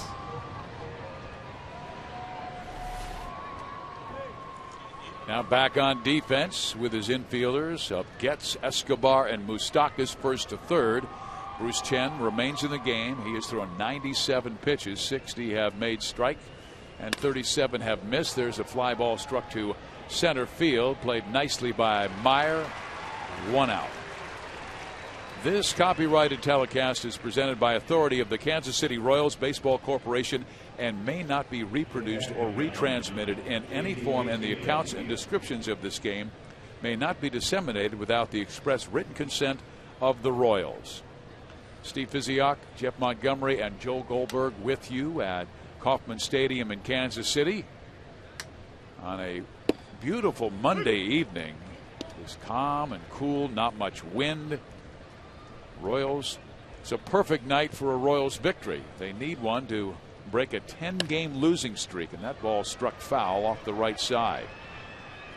This is the team's worst start since 1992, and Jeff, you played on that team that opened 1-14. And that's really a difficult stretch to overcome, because essentially if you don't get things going in a hurry, you look up at the standings and you think, gosh, we're really kind of out of this thing before it got started. What was it like for you? It was tough because going into those seasons, I remember we had a season where we brought in Mark Davis, Storm Davis. On paper, we were the team to beat in baseball, and it just never came together. We struggled early, we struggled often, just like that 92 team. Again, when you get off to that type of start, you try so hard to get out of it, but sometimes you're really going the opposite direction. There's a shot down the left field line. Aaron Sebia will stop at first base, respecting the arm of Alex Gordon, who would have thrown him out by about 5 feet.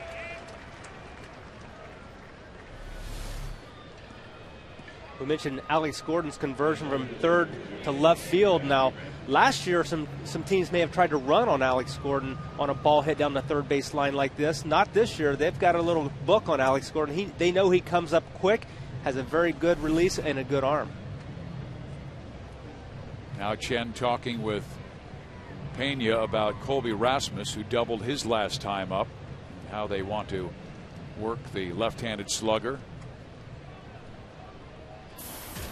Well, Ned was talking about the young guys particularly expanding the strike zone. They'll be swinging at pitches out of the strike zone, sometimes taking pitches that are the ones you want to swing at, and that ball struck foul. And also the younger pitchers, when they get in trouble, overthrowing, feeling like they've got to throw an even better fastball than the one they usually throw. Yeah, and especially with the young hitters, I see them getting themselves in pitchers' counts by taking pitches that are good early in the count, then expanding and swinging at the pitches out of the zone late in the count.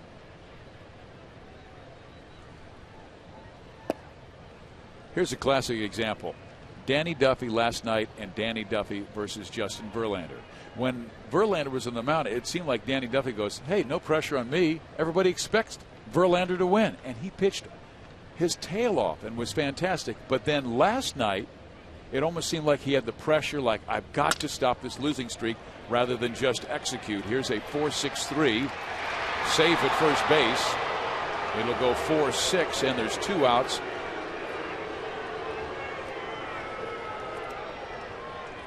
The fan vote to pick the starters for this year's All-Star game, and Kansas City has started, fans. You can now vote for all of your favorite Royals players. Play your part by punching a ballot when you come out to the game, or go to Royals.com/vote to crown a Royal. All-Star balloting underway. And I bring that up about Duffy because Danny threw 113 pitches last night in 4 2/3 innings, and he looked a little different than the Duffy we saw against Verlander. Likely trying to do more than he really has to do. He has to be himself out there. Escobar is himself and gets the out 6-4. Escobar is done. To the bottom of the 7th we go.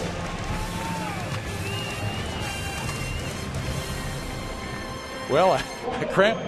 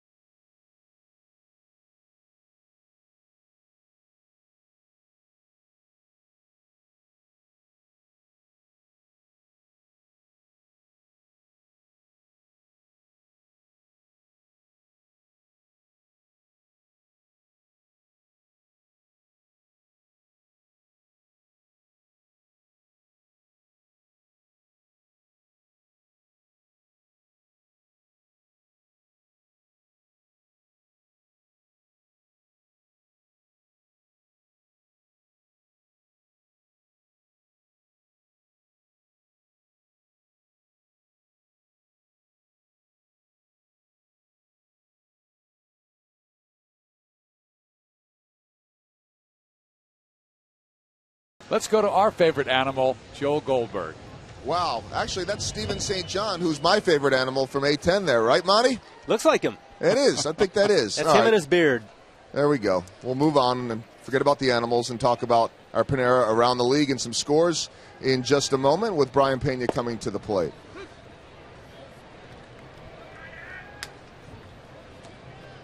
Brian Pena tonight is 1 for 2. Double his last time up. Cut down trying to take third on a failed sacrifice, and now he takes it in the dirt. 1 ball, 1 strike.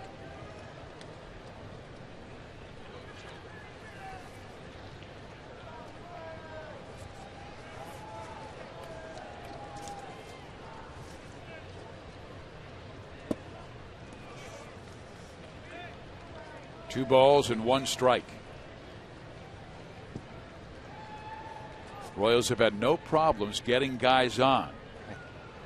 They've had base runners every single inning off Morrow. Ground ball struck to Laurie. 1 out. Joel. Well, now let's take a look around the league, brought to you by Panera and New York beats Texas. Big night for Derek Jeter. Those struggling Red Sox in danger of losing again. And then some late action, Chicago at Oakland on the West Coast. Take a look at some of the other action as well. A light night in baseball. And that's it for the day in the American League. Steve? Thank you very much, Joel. Here's Mitch Meyer with 1 out. He's 0 for 2, robbed of a hit back in the second inning on a great play by Kelly Johnson. Now he breaks his bat, bloops it towards right, and taking care of it is Kelly Johnson, who has had a terrific game. 2 outs. Let's go to our AT&T trivia question we asked earlier tonight. Who are the only 2 teams to have losing streaks of more than 10 games and go on and advance to postseason play? How about way back in 1951? The New York Giants and the Atlanta Braves did it in '82. They suffered 11-game losing streaks. Well, that tells you that anything is possible in this great game. And a 10-game losing streak 15 games into the season isn't fun for anyone, but the only thing to do is try and find the positive. It doesn't happen very often, but it has happened. Teams have made the playoffs after starting 3-12. The 51 Giants were one team, and it was Bobby Thompson who hit that shot heard round the world versus the Brooklyn Dodgers, and Willie Mays was named the National League Rookie of the Year. That was one of those years where a team started 3-12 and lost, and that team also lost 11 straight games. But the 1914 Braves also started 3-12 and made the postseason, and so did the 1981 Astros open 3-12 and make the postseason. It's tough, but you can do it. The 3-0 is inside, and Escobar walks with 2 out.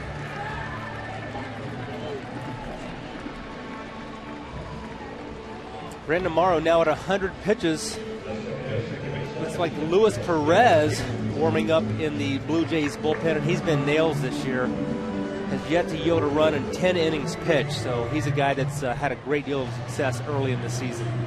And they're going to go to him right now with the left-handers coming up, and Getz and Gordon. So we have our Chevy call to the pen as Morrow has pitched well in stressful situations. Now we'll hand the ball to Perez.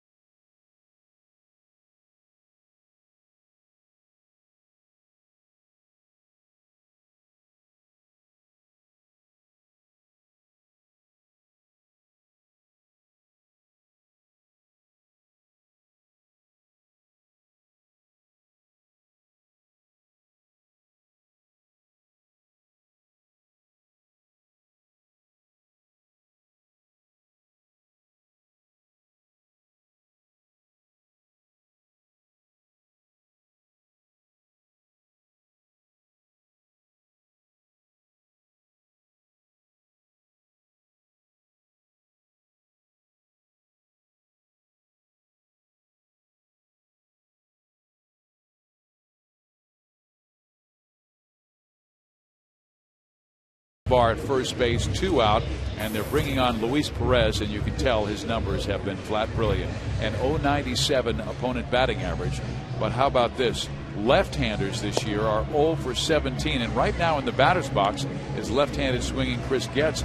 I thought Ned does have some options. He could go with Yuniesky Betancourt here, but has chosen to stay with Getz. Well, I'm not sure of Getz's history against Perez. Probably not a lot of history against him, but Perez is a guy that's going to really be on the aggressive. He's going to attack the strike zone. We saw him the other night, and he's a guy that is fearless out there. Really, again, he's a very aggressive attack type pitcher. Getz 0 for 2 with a sacrifice. He does attack and drops a base hit to right field. Escobar around second going to third, and Getz is safe at second base, and man did he take a chance stretching it from a single to a double, but Chris made it successfully, his second two-base hit this year. Woo. Maybe the cards are starting to fall a little bit now. Like you mentioned, possibility of pinch hitting for Chris Getz. He doesn't, stays in there, drops one down the right field line. Jose Bautista got a good arm on him. Chris Getz really didn't hesitate at all in rounding first. Nice turn, nice strong throw. That is the first base hit by a left-hander against Perez this year. Wow. See if it'll rattle him. The Royals are 0 for 7 in this game with men in scoring position. A base hit ties the game.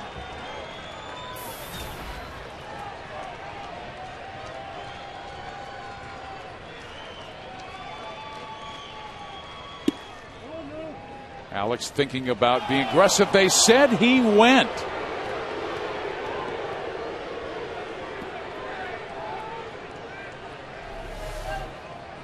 See that bat? It looks like he could not get it stopped in time. Awfully close. It was very close. 2 on, 2 out.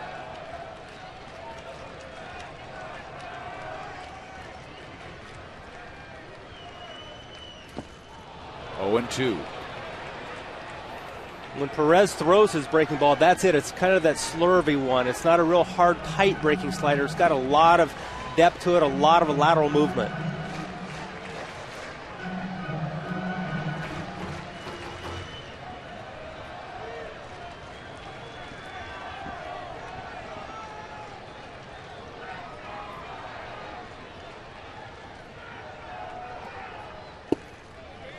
Tried to get him to chase one out of the zone. Alex doesn't bite. The count is 1-2. Perez does have a funky delivery that's got to be tough on left-handed batters. 2 on with 2 out. A 1-2 count on Alex Gordon.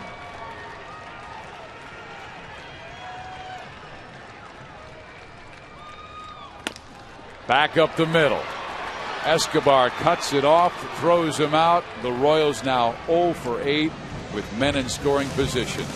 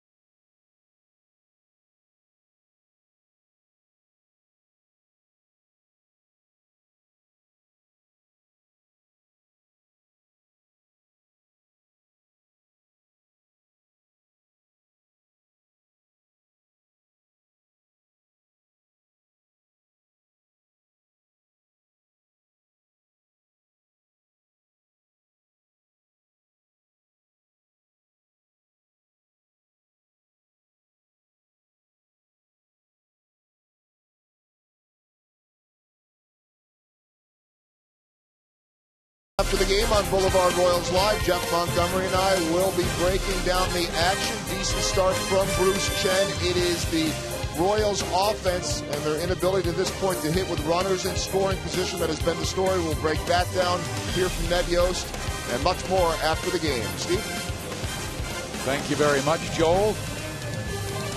Boulevard Royals Live. The new Royals pitcher will be Aaron Crow.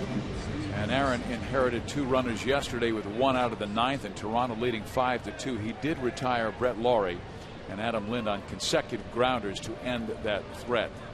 He's posted 7 straight scoreless outings after allowing 3 runs on opening day at the Big A.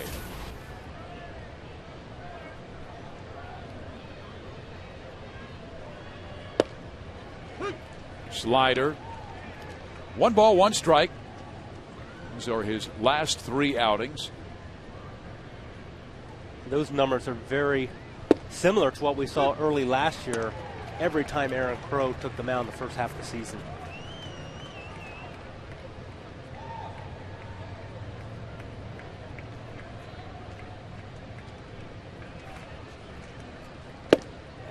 Wow, and then he blasts a fastball at 95 right by Kelly Johnson. So the Royals get Kelly for the first time tonight after he homered and walked twice. It's good to know that we can get this guy out at least once tonight. He's done a lot of damage. Scored 2 of the 3 Blue Jays runs. Now Bautista. His 2-run home run broke the 1-1 tie. He swings at a slider, strike 1. He was looking first pitch fastball, did not get it. His home run barely cleared the fence and left into the Royals bullpen. Crow comes right back and gets strike 2.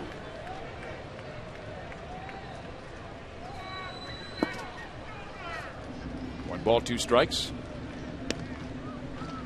Aaron Crow's slider ranks right up among the top of American League relief pitchers. His slider just really almost disappears off the table. Goes with a 97-mile-an-hour fastball. Chen was able to work Bautista inside, getting him the first 2 times to pop up and into a 6-4-3 double play. And now there is a slider that struck to third, and nice dig by Eric Hosmer. 2 outs.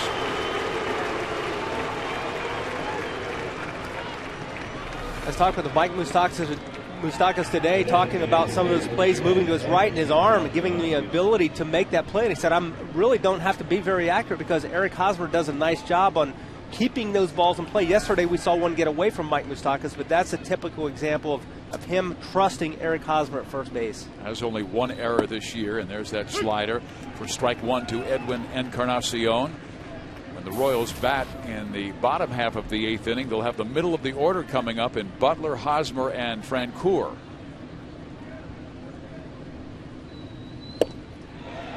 That had late life. I mean, at 96 miles an hour, you expected to go a little straighter. That moved in on the right-handed swinger. He has good life in on righties with that fastball, then he can come back with that slider away. Crow has closer stuff, no question about it. And that's in the dirt.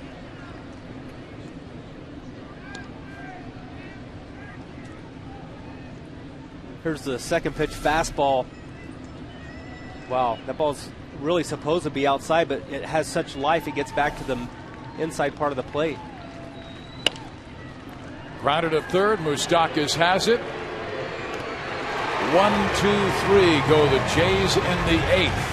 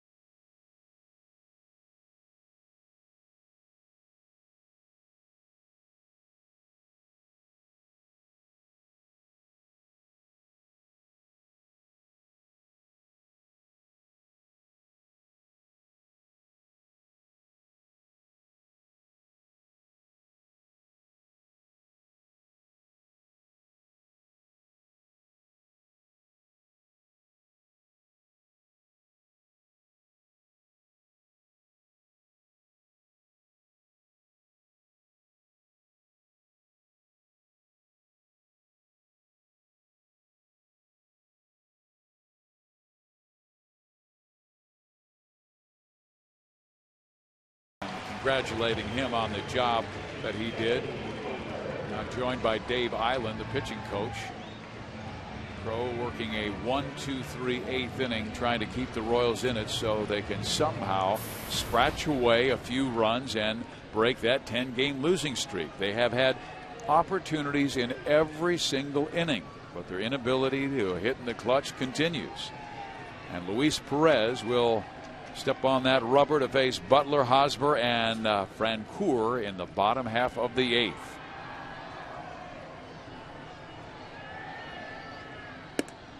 Butler 0 for 13 in this series.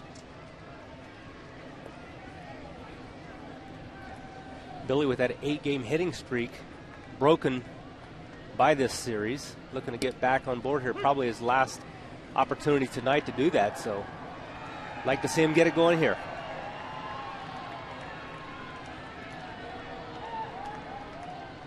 You just wonder what Perez has done differently this year to be so brilliant to start the season. He came in with a career ERA that was over 5, and he pushes Butler off the plate. I talked with Pat Tabler, the Blue Jays broadcaster, about him. He said he just really established confidence. He's been a guy who formerly was nibbling around a lot. He really attacks the strike zone now. And he gets Butler on a ground ball to Laurie, who makes an accurate throw. 1 out. The only run the Royals have scored was because of Eric Hosmer staying with the pitch and taking it the opposite way back in the second. You know, fastball supposed to be inside. Eric Hosmer makes him pay for the mistake. Brandon Morrow would like to have that one back. Eric 2 for 3. Dropped a base hit, a bunt single in the 6th inning. Their shift is not as dramatic with Perez as it was with Morrow defensively. Strike 1. We saw Eric Hosmer with a bunt in the air to advance to second base in the 6th inning to push his average over 200 for the first time.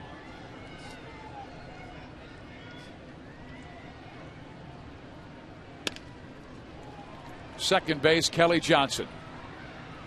2 outs.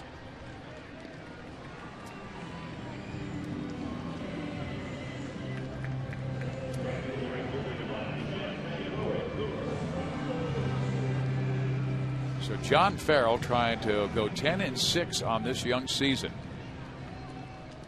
They came into Kansas City at the right time. He knows how talented this team is, and he caught them on a tailspin and a time where every single member of this team seems to be pressing.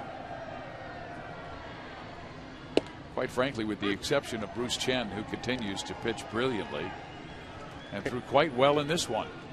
And here's Jason Fraser and Darren Oliver ready to go, but you got the lefty-righty matchup, but you got Mike Moustakas standing on deck, so John Farrell wanting to leave Perez in just in case Frenchie gets on. A chopper up the middle. Out recorded. Down go the Royals. To the 9th we go. It is a 3-1 score, Toronto.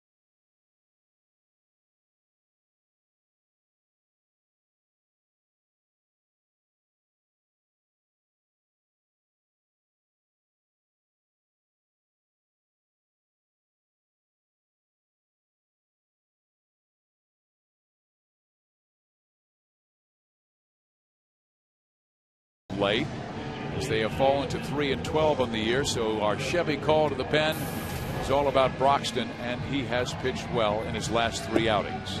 His last game came on April the 18th, so this is an opportunity for him to get back out, really kind of refine things, keep things sharp, so when they do have a save opportunity, he's ready to go.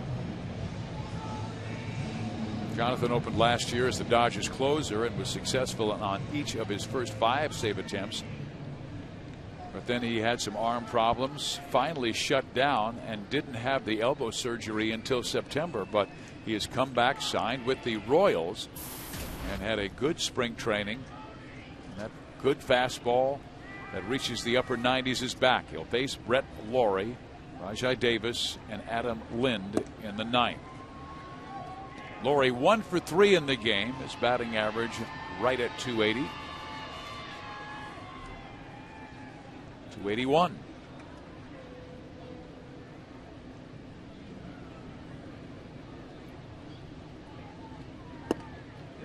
He comes in with another slider. This time Lawrie can't hold up, and it did catch the corner.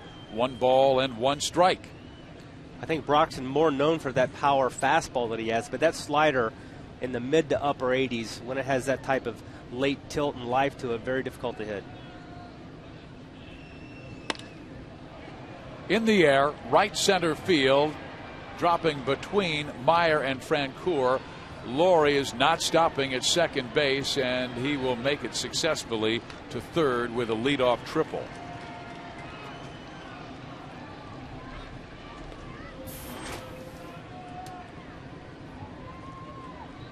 Seems like Brett Lawrie finds a way to get on base about every time he goes up there. He's a tough out. Here he gets a fastball over the plate.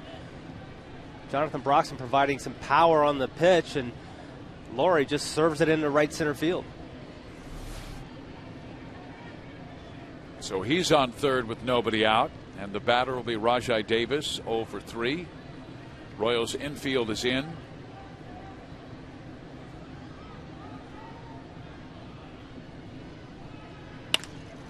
Base hit right field, 4-1.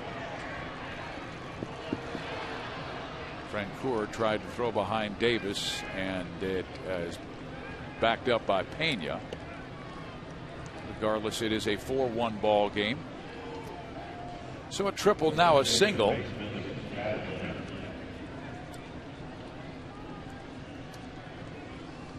What has made it more painful is the fact that the Royals do have a lot of guys on the pain list.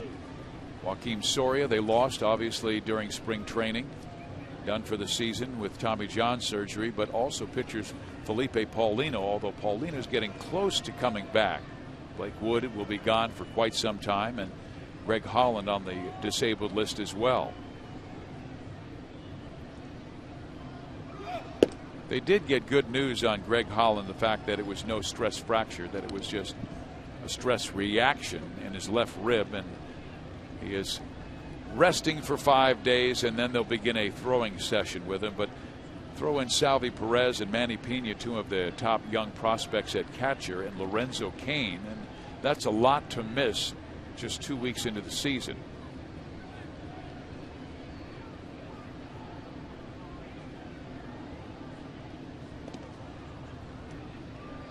And talking about Greg Holland, even though he was not on the DL until just a couple of days ago, he was pitching with an injury and not getting the effective results that we're used to seeing from him. So really, unfortunate for him that he kept taking the ball going out there, not knowing what was wrong, but everyone could tell he was not right.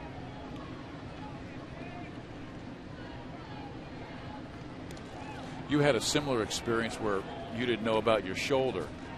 Yeah, when you're having results and you don't know, you don't feel anything, you keep going out there, then eventually it gets worse and the results are not there. And then you know something's not right. But when they do the test and nothing shows, you want to keep pitching. You want to work yourself through it. You're thinking it's maybe mechanical. But I know for me, I went under the knife and it told me that something was not right.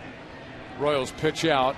They get Davis on a nice catch and tag by Escobar.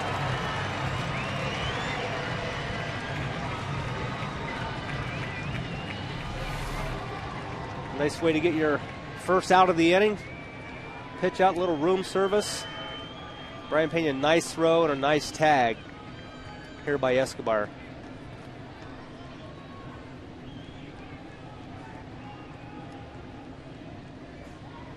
Brian likes it. Adam Lind, the batter. He's 1 for 3. Reached on an infield hit back in the second.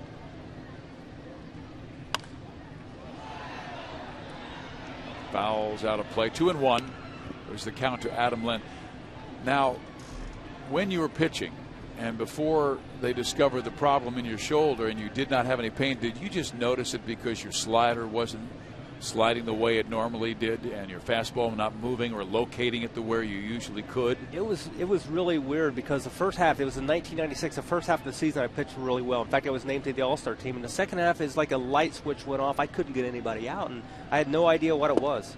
I wasn't hurting, but the hitters were telling me something's not right.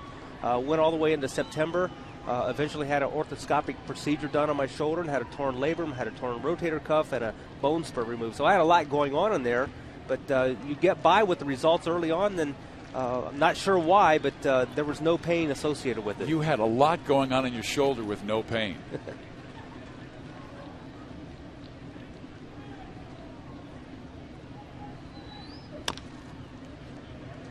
Foul. Stays 2 balls and 2 strikes.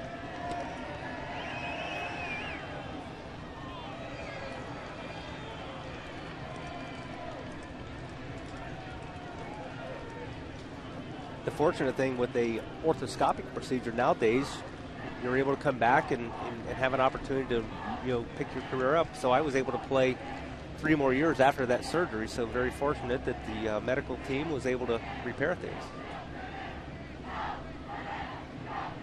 Toronto with 4 runs on 8 hits, 1 error. They've left 4. The Royals with 1 run on 8 hits, no errors. They've left 7. Ball struck back to the screen. It stays 2 balls and 2 strikes. San Francisco leading the New York Mets in the 8th inning, 7-2.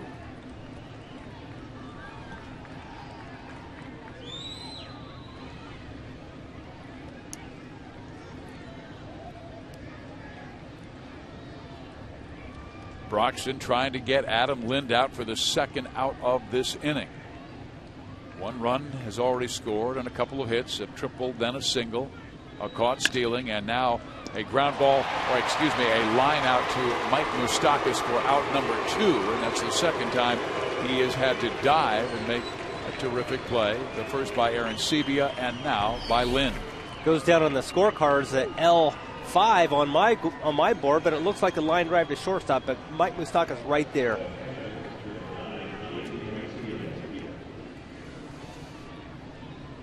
So Aaron Sebia is up. Moustakas keeps grinding on.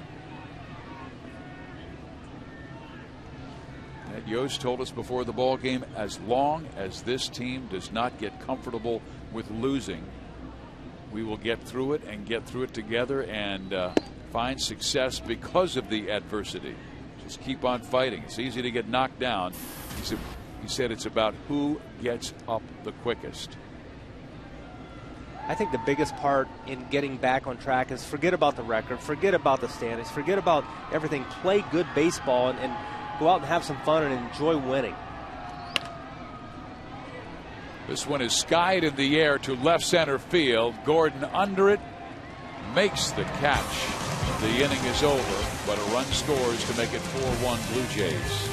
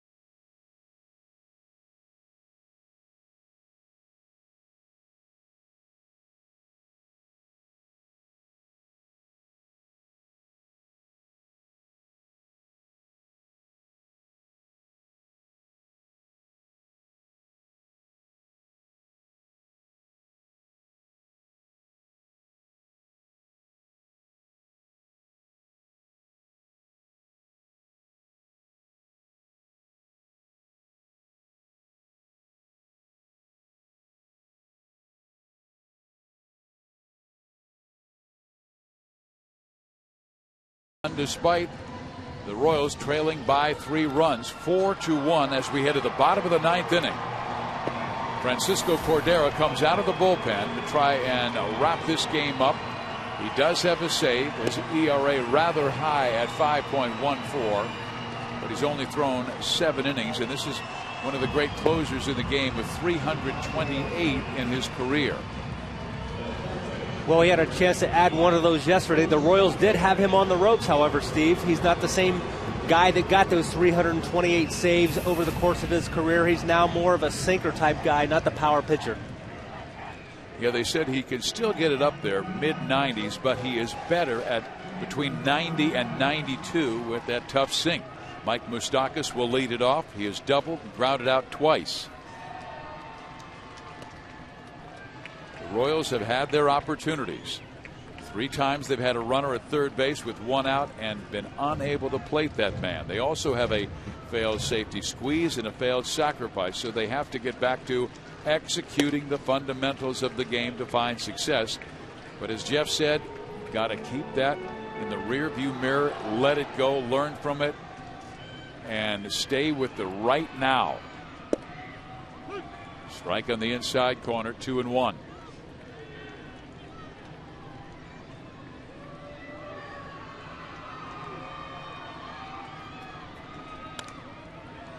Moose swings and sends it foul. It's 2 balls and 2 strikes.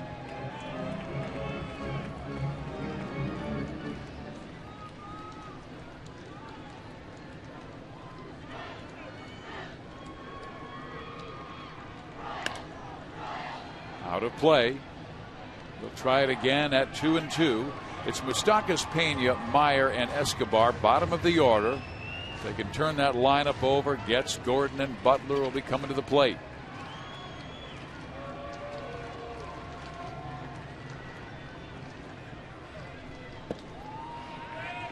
Three and two.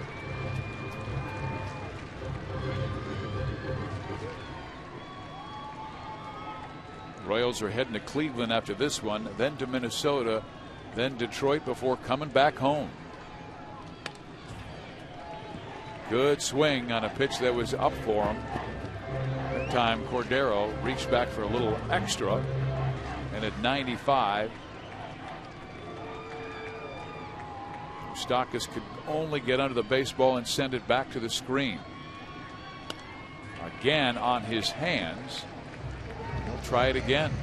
He knows he's going to get a fastball, at least likely going to get a fastball in this situation.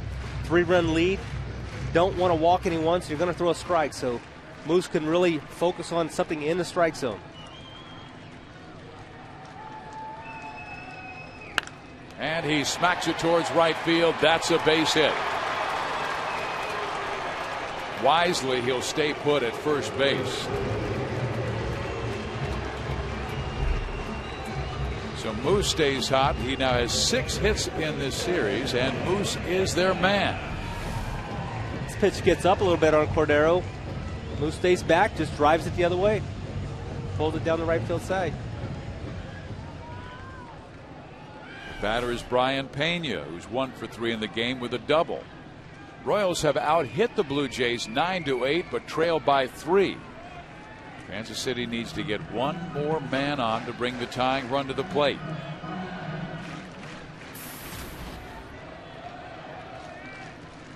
With that Moustakas hit now, the Royals with at least 1 hit in every inning except the first and the 8th.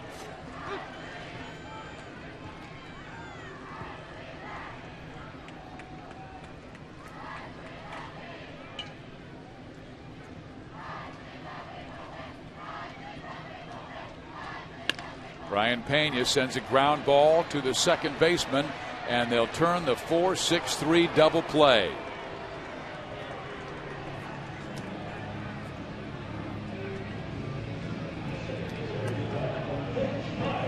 That is the 12th double play the Royals have hit into in the last 5 games.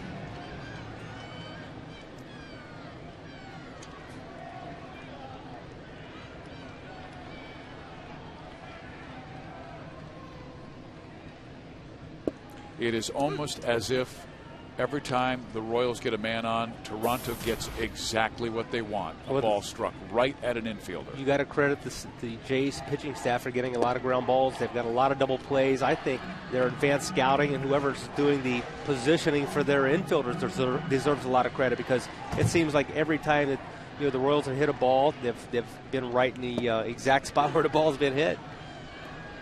It's almost like one of those video games where you just push double play here, and it's hit into a double play. But they have to fight their way through these difficult times. Popped up. The Royals have lost every game on their first homestand of 2012. They now have lost 11 in a row.